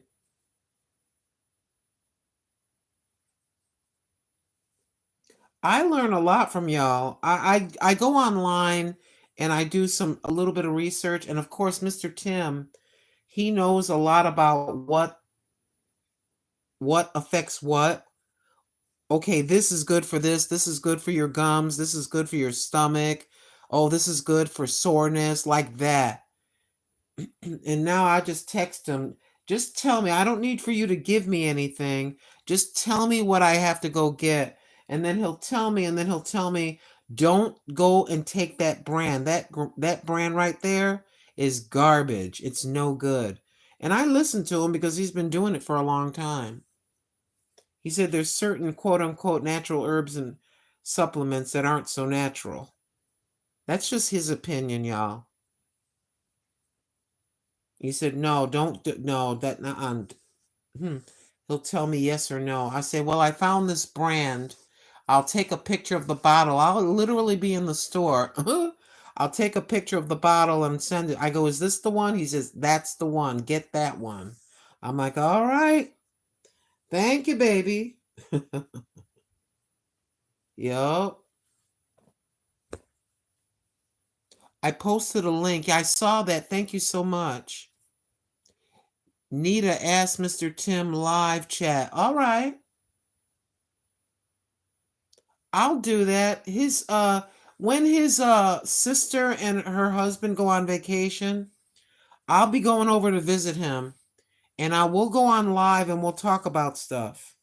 Of course, I got to preface the live and say, check with your physician, check with your doctor. I got to do that cuz you cannot make any recommendation. I got to cover my hiney.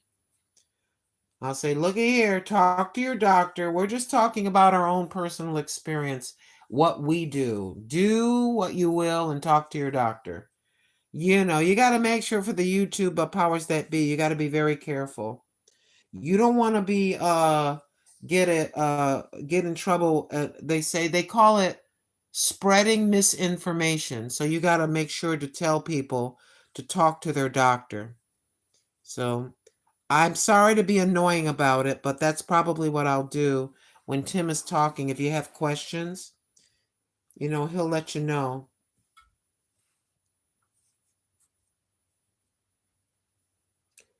Too bad things didn't work out for me and him, but that's just life, y'all. That's just life. I said, are you going to get married again? He said, nope. I said, all right, when we turn 70 years old, if God lets us stay on the earth, we'll get married when we turn 70, all right? He's like, okay. We'll be too old to care. Yeah, we'll get married at 70. That's 5 years from now. I go, I'll take care of you. You take care of me. Okay, baby? He's like, okay. I don't know how long God is going to give us on the earth. But I've been telling him that. I said, don't forget, you got a wedding and when you turn 70, we're getting married.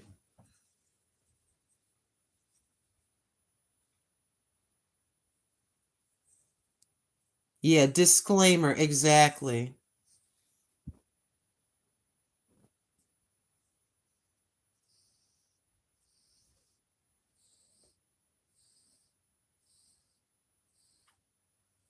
Living for living for Jesus. Oh, she's saying hello to living for Jesus.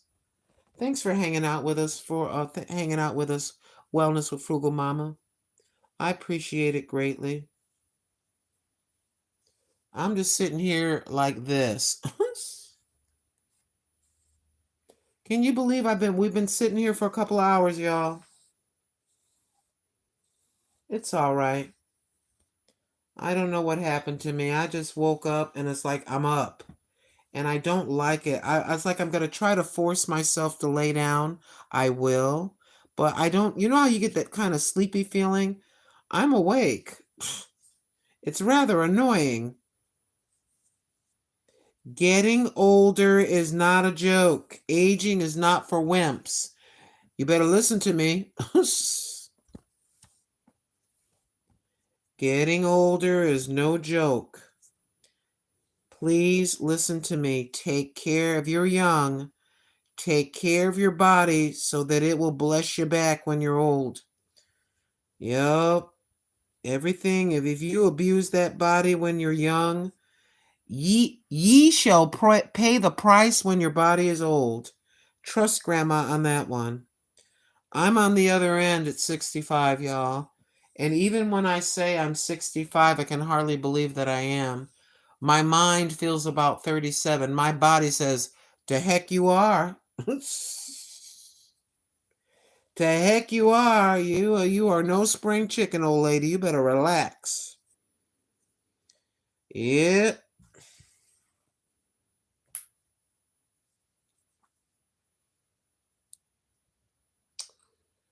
Okay, let me see. Let's just keep going here.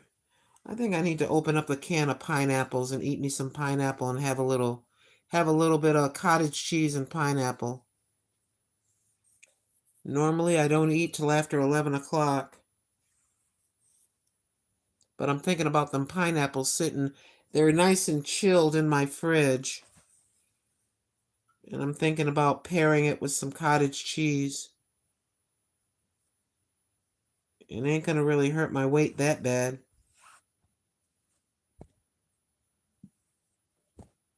I just wish, sometimes I wish I could get a tummy tuck and just get rid of this gut that's just plaguing me. But that would seem kind of stupid to do at 65. Can't afford to do it anyway. Just thinking out loud, y'all. Yep.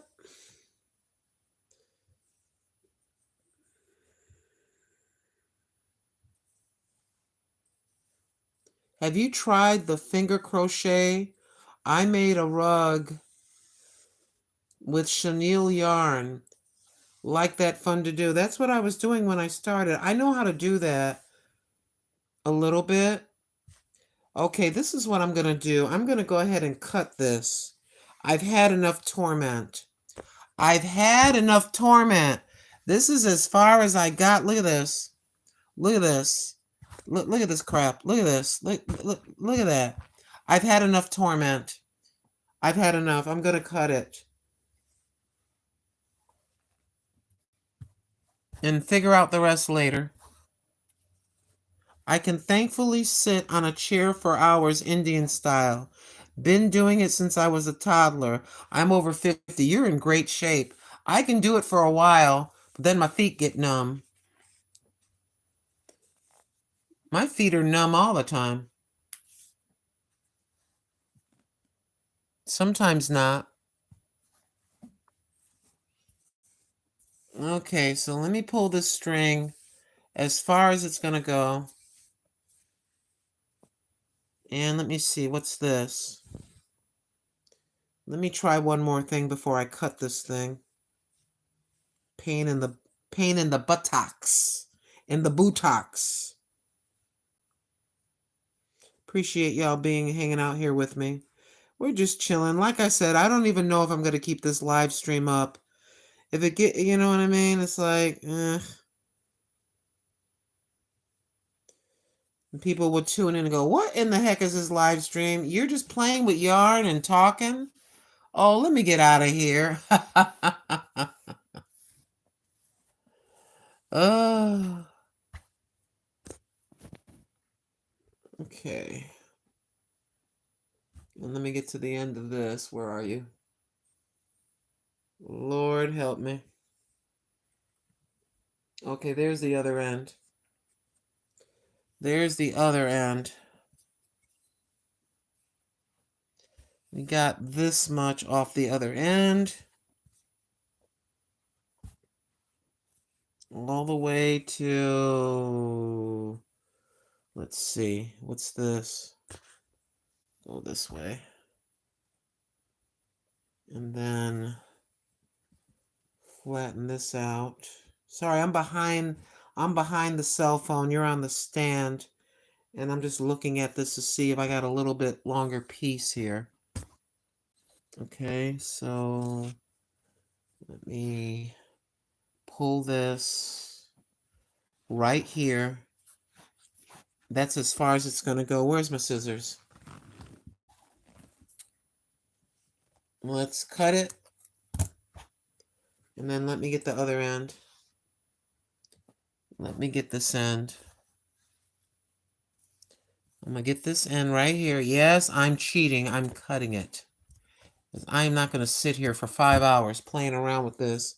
I'll figure this ball of yarn out later. So we got this. Grandma, you're cheating. Yep, right in front of you.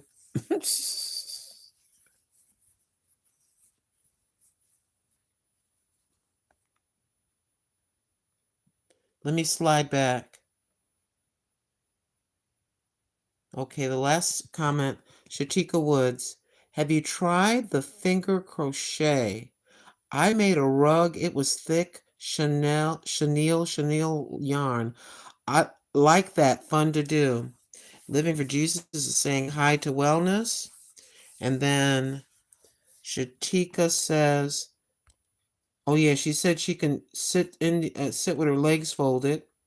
I was over 300 pounds in the past until I made up my mind to exercise and eat healthy.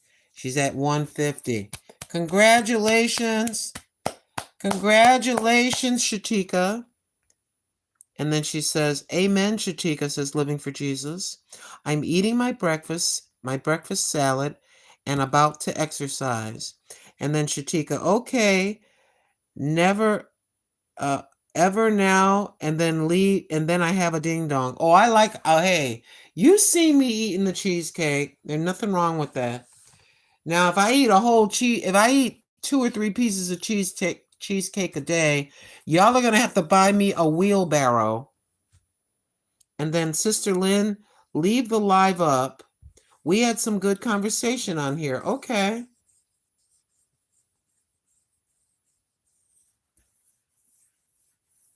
So then we're gonna ravel this. I said, oh, sorry. We're going to whatchamacallit. We're gonna do like this. I've got this right here, and then this one.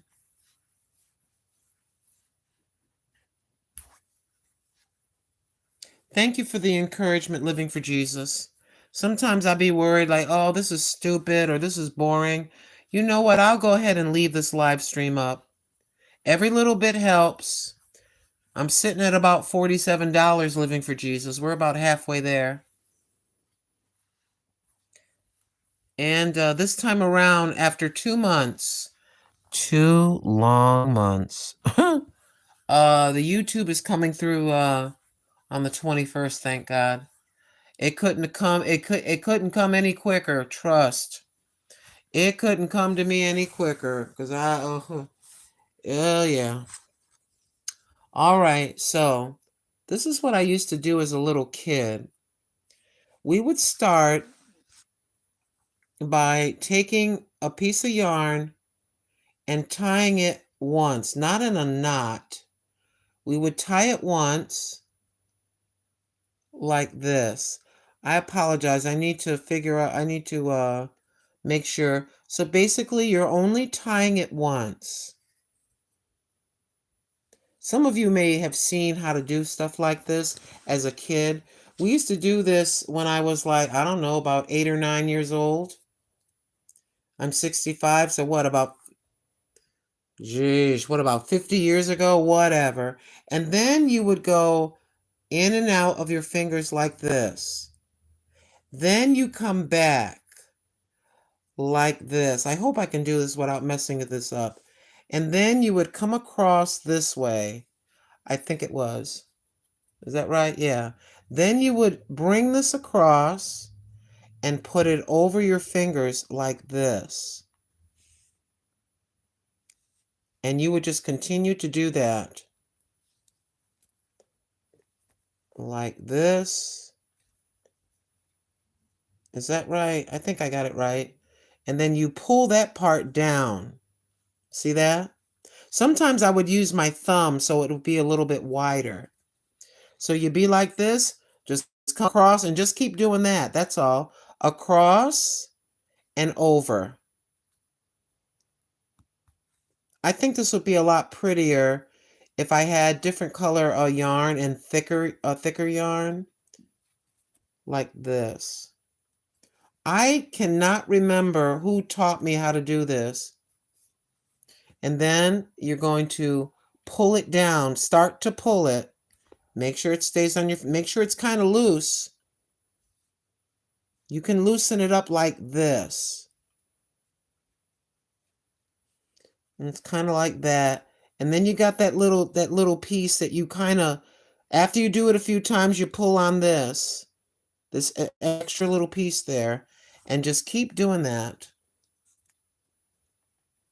One string across and then over each finger, and just continue to do it.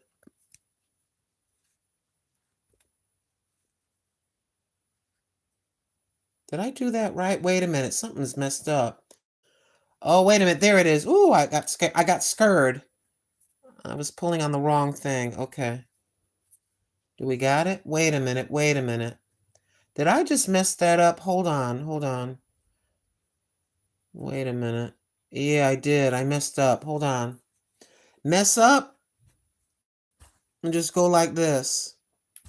Boom, it comes apart. Let's try it again. I don't know how in the world did I mess that up? Let me tie it once. Let me try again. Okay. All right. Sorry about that. Okay. And then in between the fingers, back around the fingers, and across. And then you pull this. Okay. Across, loosen it up, and then over the finger you go, like this. Over the finger, over the finger again, and finally over that finger. And then you pull that. There it is. Yeah, then you pull that. Loosen it up. After a while, you just get real quick with it. Why are you doing this? Can't sleep. Am I doing that right? Yeah, I am. Okay. Wait a minute. Yeah. Back this way.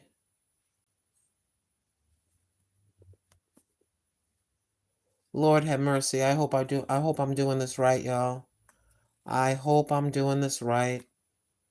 It's kind of funny how I get nervous. Like off camera, I can just do this and not think about it.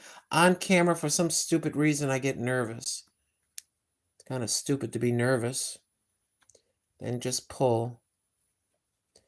Kind of loosen it so you can get that over. And then come back across and over. Hope you're all doing okay. I'm all right, y'all. I just couldn't sleep.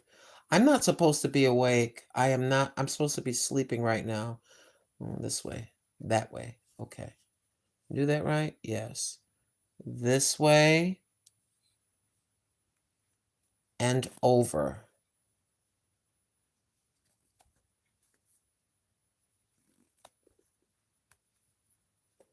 And over. And pull. Lord, I hope I did this right. Please don't let me mess this up. And over. I keep moving away from the camera. I'm sorry. I feel like I'm messing this up because it's not loose. But let me just keep going. And doggone it, let me just aim the camera that way because I keep moving that way. Or the cell phone, rather.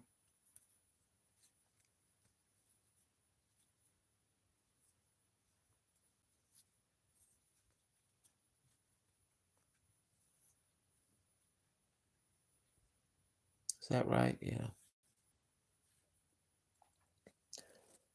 Oh, thank you, Shatika. Y'all take care. And nobody has to stay. I'm only going to be on for a few more minutes. Thank you for letting me air out my worries and concerns. It's scary getting older, ladies. Ladies, it's scary getting older. I sit here and I think about certain set things, and knowing that I'm going to leave the planet, as far as I can tell, unless the Lord decides to send somebody, knowing that I'm going to leave the planet by myself, it's kind of scary. I really don't want to leave alone, if you're understanding what I'm saying. I really would like someone to be with me to hold my hand. I'm not going to say that's going to happen today, but whenever that's going to happen, I would prefer not to be alone. I told the Lord I could accept being alone, but I prefer not for that to be. And so, if the Father's going to keep me on the planet into my 70s, I got 4 years and change for that. And that's kind of starting to scare me, if I can be confessional. You see this? This is what you end up with. You tie it in a knot and you can use it like as a hair ribbon. Have you ever seen the yarn hair ribbons in little girls' hair? We used to make our own like this. I'm sitting there watching TV and sometimes not even looking. You just kind of feel it. And if you use 5 fingers, you can make this be wider like that. And then you take it and put it in your hair. Probably would look better with a regular yarn, but it's okay.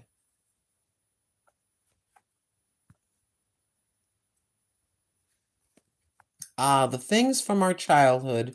This happens to be one of the things from my childhood. I don't know why it popped into my head. It's kind of weird. It's like all these memories from my childhood are coming back. Like I'm starting to remember stuff. It's kind of weird. And then I had this dream about my ex-husband who passed away. And he was talking to me in this dream that I had. It was really weird. I never thought I'd have a dream about him, but I did. It's kind of like I'm walking down memory lane or something really weird.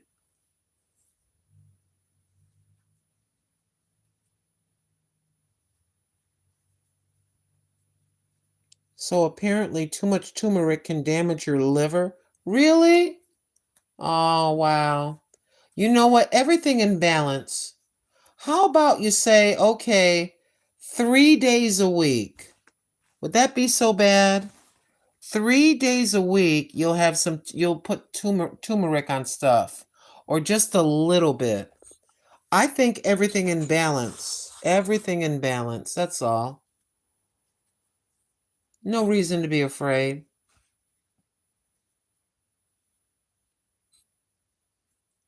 Tired of the devil having people in fear. I'm not always saying it's always the devil, but sometimes it is. Everything in balance. I love cheesecake, but if I ate a whole cheesecake every day, you would have to wheelbarrow me. You'd have to get a wheelbarrow and a forklift to put me in the car if I could fit in the car. Everything in balance, my beloved. I know having water every day and taking your vitamins and natural supplements is a good thing.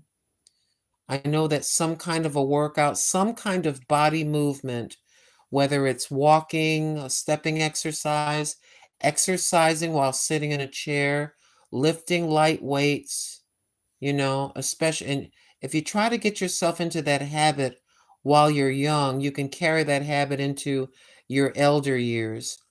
And then you can kind of to modify it to what your body can do, what your body's capacity is.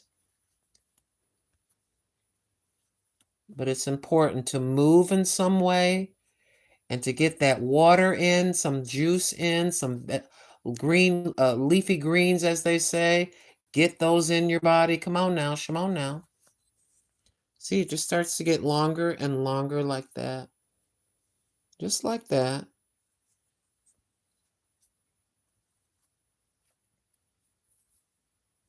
I don't know if my older sister told me how to do this. It might have been one of my friends in the hood there. Hey, do you know how to do this? Let me show you. Like they would do this and this would be the ribbons for their hair. I'm not even joking. Moms would get them some cheap yarn. You could use anything really. You could use material as well.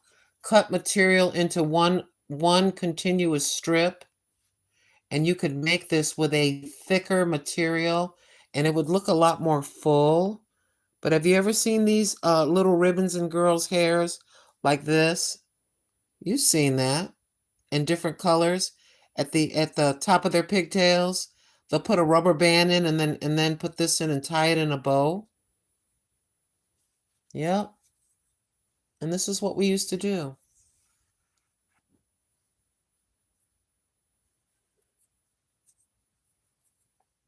I want to die and yeah, living for Jesus. I tell the Lord that all the time. I want to leave the world in my sleep. I really would like my son to hold my hand. I really would. I don't want to do that now, though. I'm not ready. Look, we got to stay ready. The Father is the one that makes that decision for us. We just take care of the body as best as we can and live with great joy. Come on now. Don't sit there thinking about the coffin. Just live. Just live. You hear me? Just live. Enjoy your husband, your children, whoever you happen to be with. Or if you live alone, you go over and visit your relatives, your cousins, your sisters. Go out to lunch, have a good time. Don't sit there and suffer alone. Did you see that? See? Yep. There's your hair tie, ladies and gentlemen.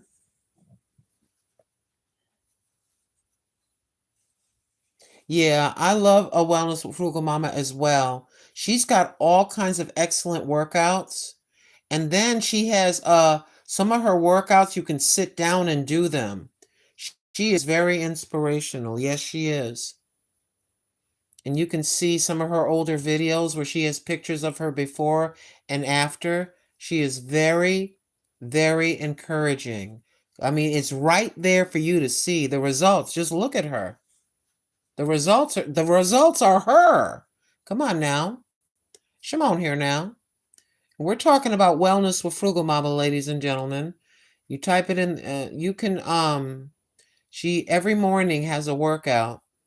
If y'all want to go over there, if she's on right now, I do not have a problem with y'all going over there and checking her out.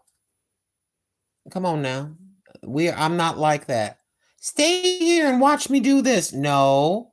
No. If she's on and you want to go and get your workout in with her, you go right ahead. You know how we roll on this channel. I want everybody to win. I keep telling y'all that all the time.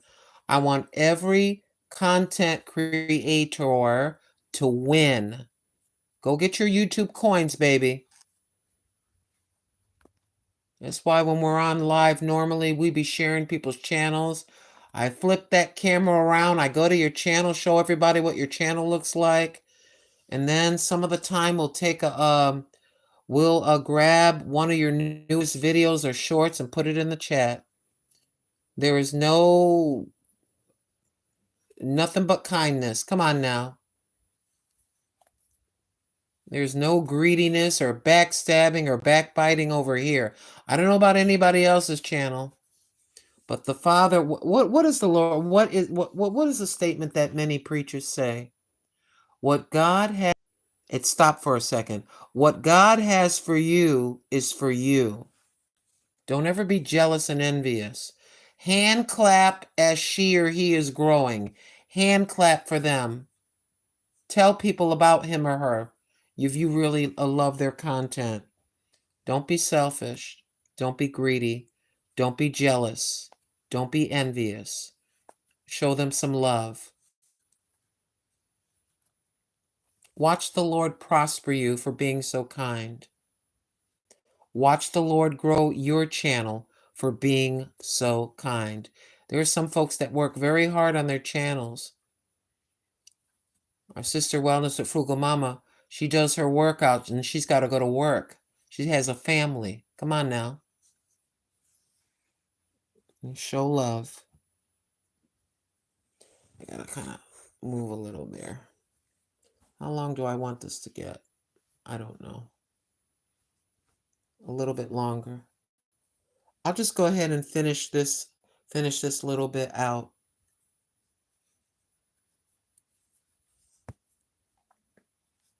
But yep, back in the day, this is what we used to do. You're sitting there in the housing project. Mommy didn't have a lot of money, and you just come up with creative ways to entertain yourself, free and cheap ways to entertain yourself and to make things. And believe me, you made a lot of your own stuff when you are, oh, excuse me, I got to unravel this a little bit. You figured out ways how to do things, how to make things, get things for free, how to recycle things. Yes, you did.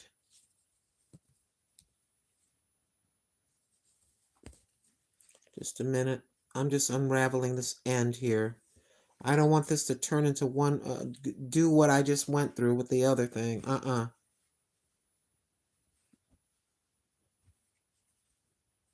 Yeah, I don't like this chemise or whatever the heck this yarn is. I got to get regular yarn. This stuff tends to want to tie in knots too easy. I'm gonna get a thicker yarn.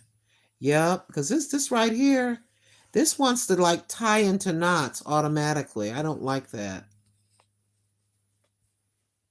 I'm not gonna sit all day trying to unravel while I'm trying to knit. That's cray cray. All right, here we go. Nice. It's first time I see that. Thank you, Abdal underscore Algeriano. Well, thank you. I appreciate you. Where was I? So you're just gonna go across and over. Oops. And you can make your own knitted hair ribbons just by using your fingers. No tools required. This is the stuff we used to do when I was a little girl. And for some reason, it came back to my mind like 2 days ago. Like, remember when you used to do that? Like, I don't know what happened to me, y'all. I don't know what's happening to me lately, but I'm starting to remember all these things. So I just said, well, I guess I'll share that on YouTube. Maybe somebody's never seen it before. And I got to stop moving that cell phone.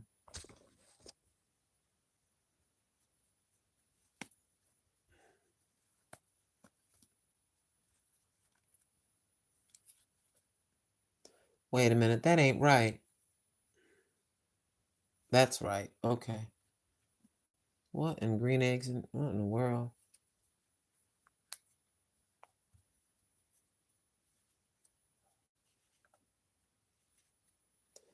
Welcome to the Grandma Lynn channel, everybody. Thank you for stopping by and visiting with Granny. This is your first visit? Consider subscribing. Why does that keep happening? I don't like that. I don't like it. Let me... Okay. That don't look right. Okay, let me pull. Let me just pull it and do it again. Come over. Okay, I gotta go over that way. All right. Sorry, y'all. I had to stop for a second and catch myself.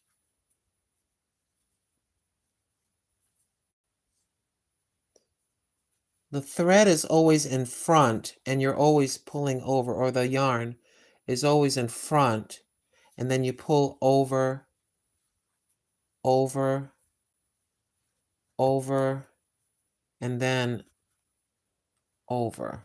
Is that right? Yeah. Just like this, and then you kind of tug down, loosen it up so it doesn't get too tight, and continue until you get this as long as you would like, and you can use it for a hair ribbon or whatever you want to use it for.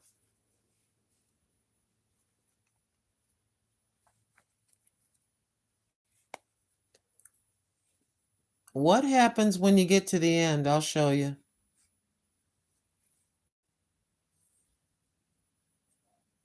Yeah, I'm interested, Shatika, in any kind of I just realized that I need to get into some hobbies, you know?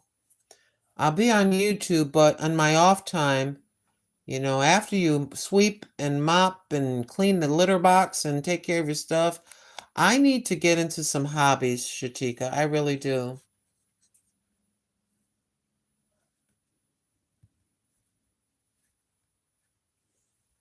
We've got this much left at the end, this much, but I don't know how much. I'm going to do a little bit more, and then I'll show you how I end it. It's very simple, really.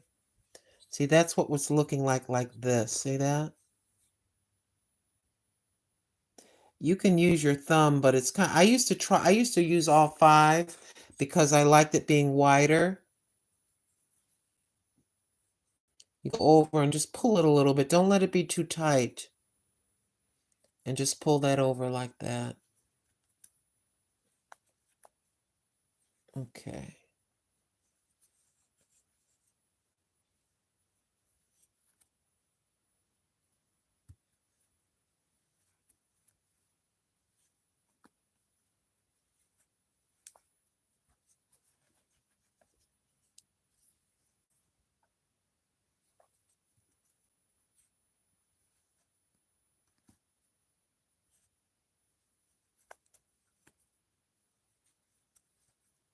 Okay. Now we're going to pretend that we're at the very end. What you do, if I remember correctly, I have not done this in a long time. You start, I'm trying to remember which end. You put one into the other like this. You take this one and then you put it under that one. The next under the other one. And then the last under the other one. Let me cut this end. I hope I don't drop my cell phone. Let's cut the end. And then the last one, let's see, under that one. And then you take the last one goes into the other, like that. And then you take this, and it goes here. And then you pull that up, like this. Or you can simply tie it in a knot, one way or the other. But it's one loop, into the next loop, into the next loop. And then you can simply come here, go through here with that end string, and just tie it in a knot 2 or 3 times so it will not unravel. And ladies and gentlemen, see, like this, see? Do it again. Let's go around, just tie it in a knot at the very end.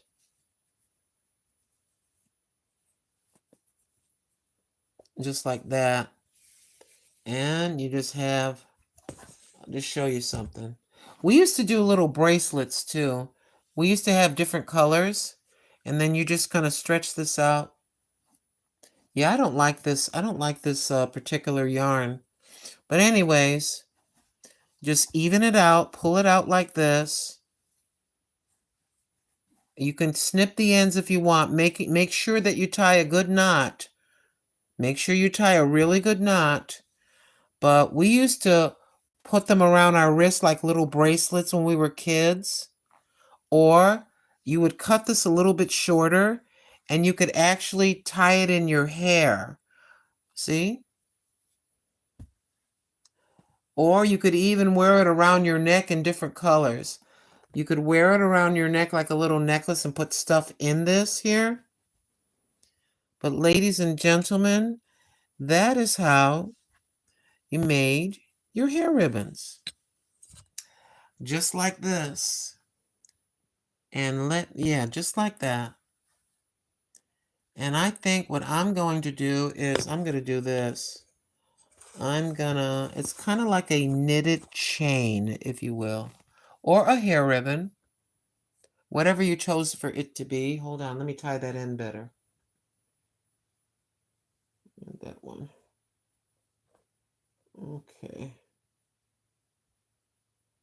And pull that down and pull that down. Okay, that's better.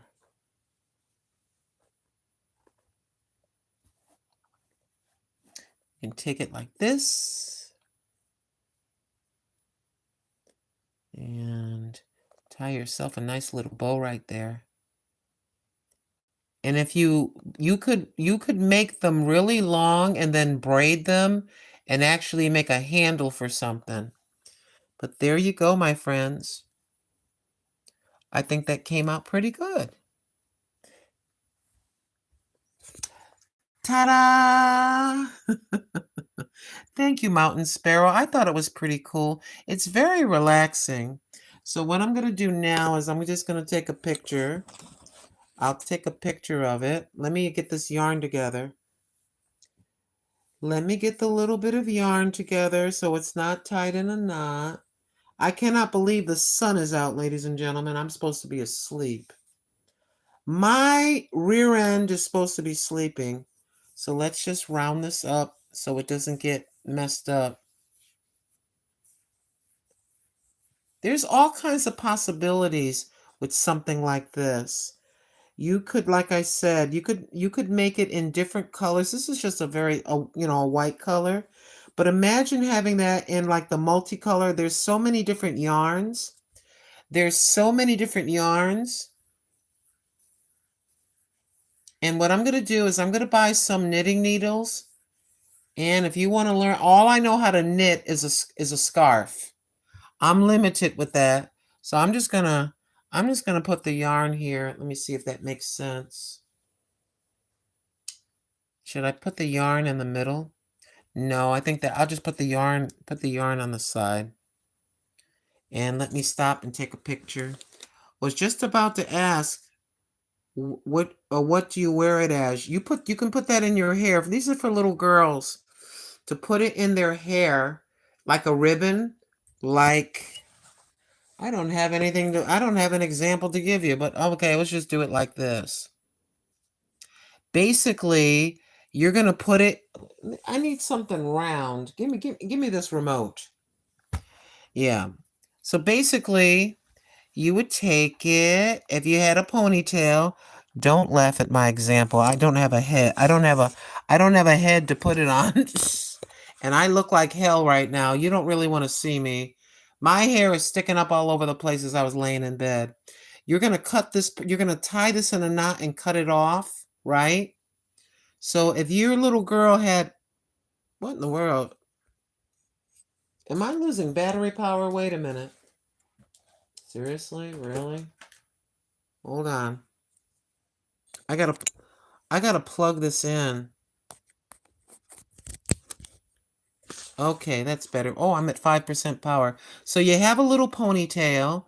You have a little ponytail. Let me cut the end off. Let me cut the end off. Hold on. Let me cut the end off. Oh, cut that off. And cut that off. Yeah. And then you take it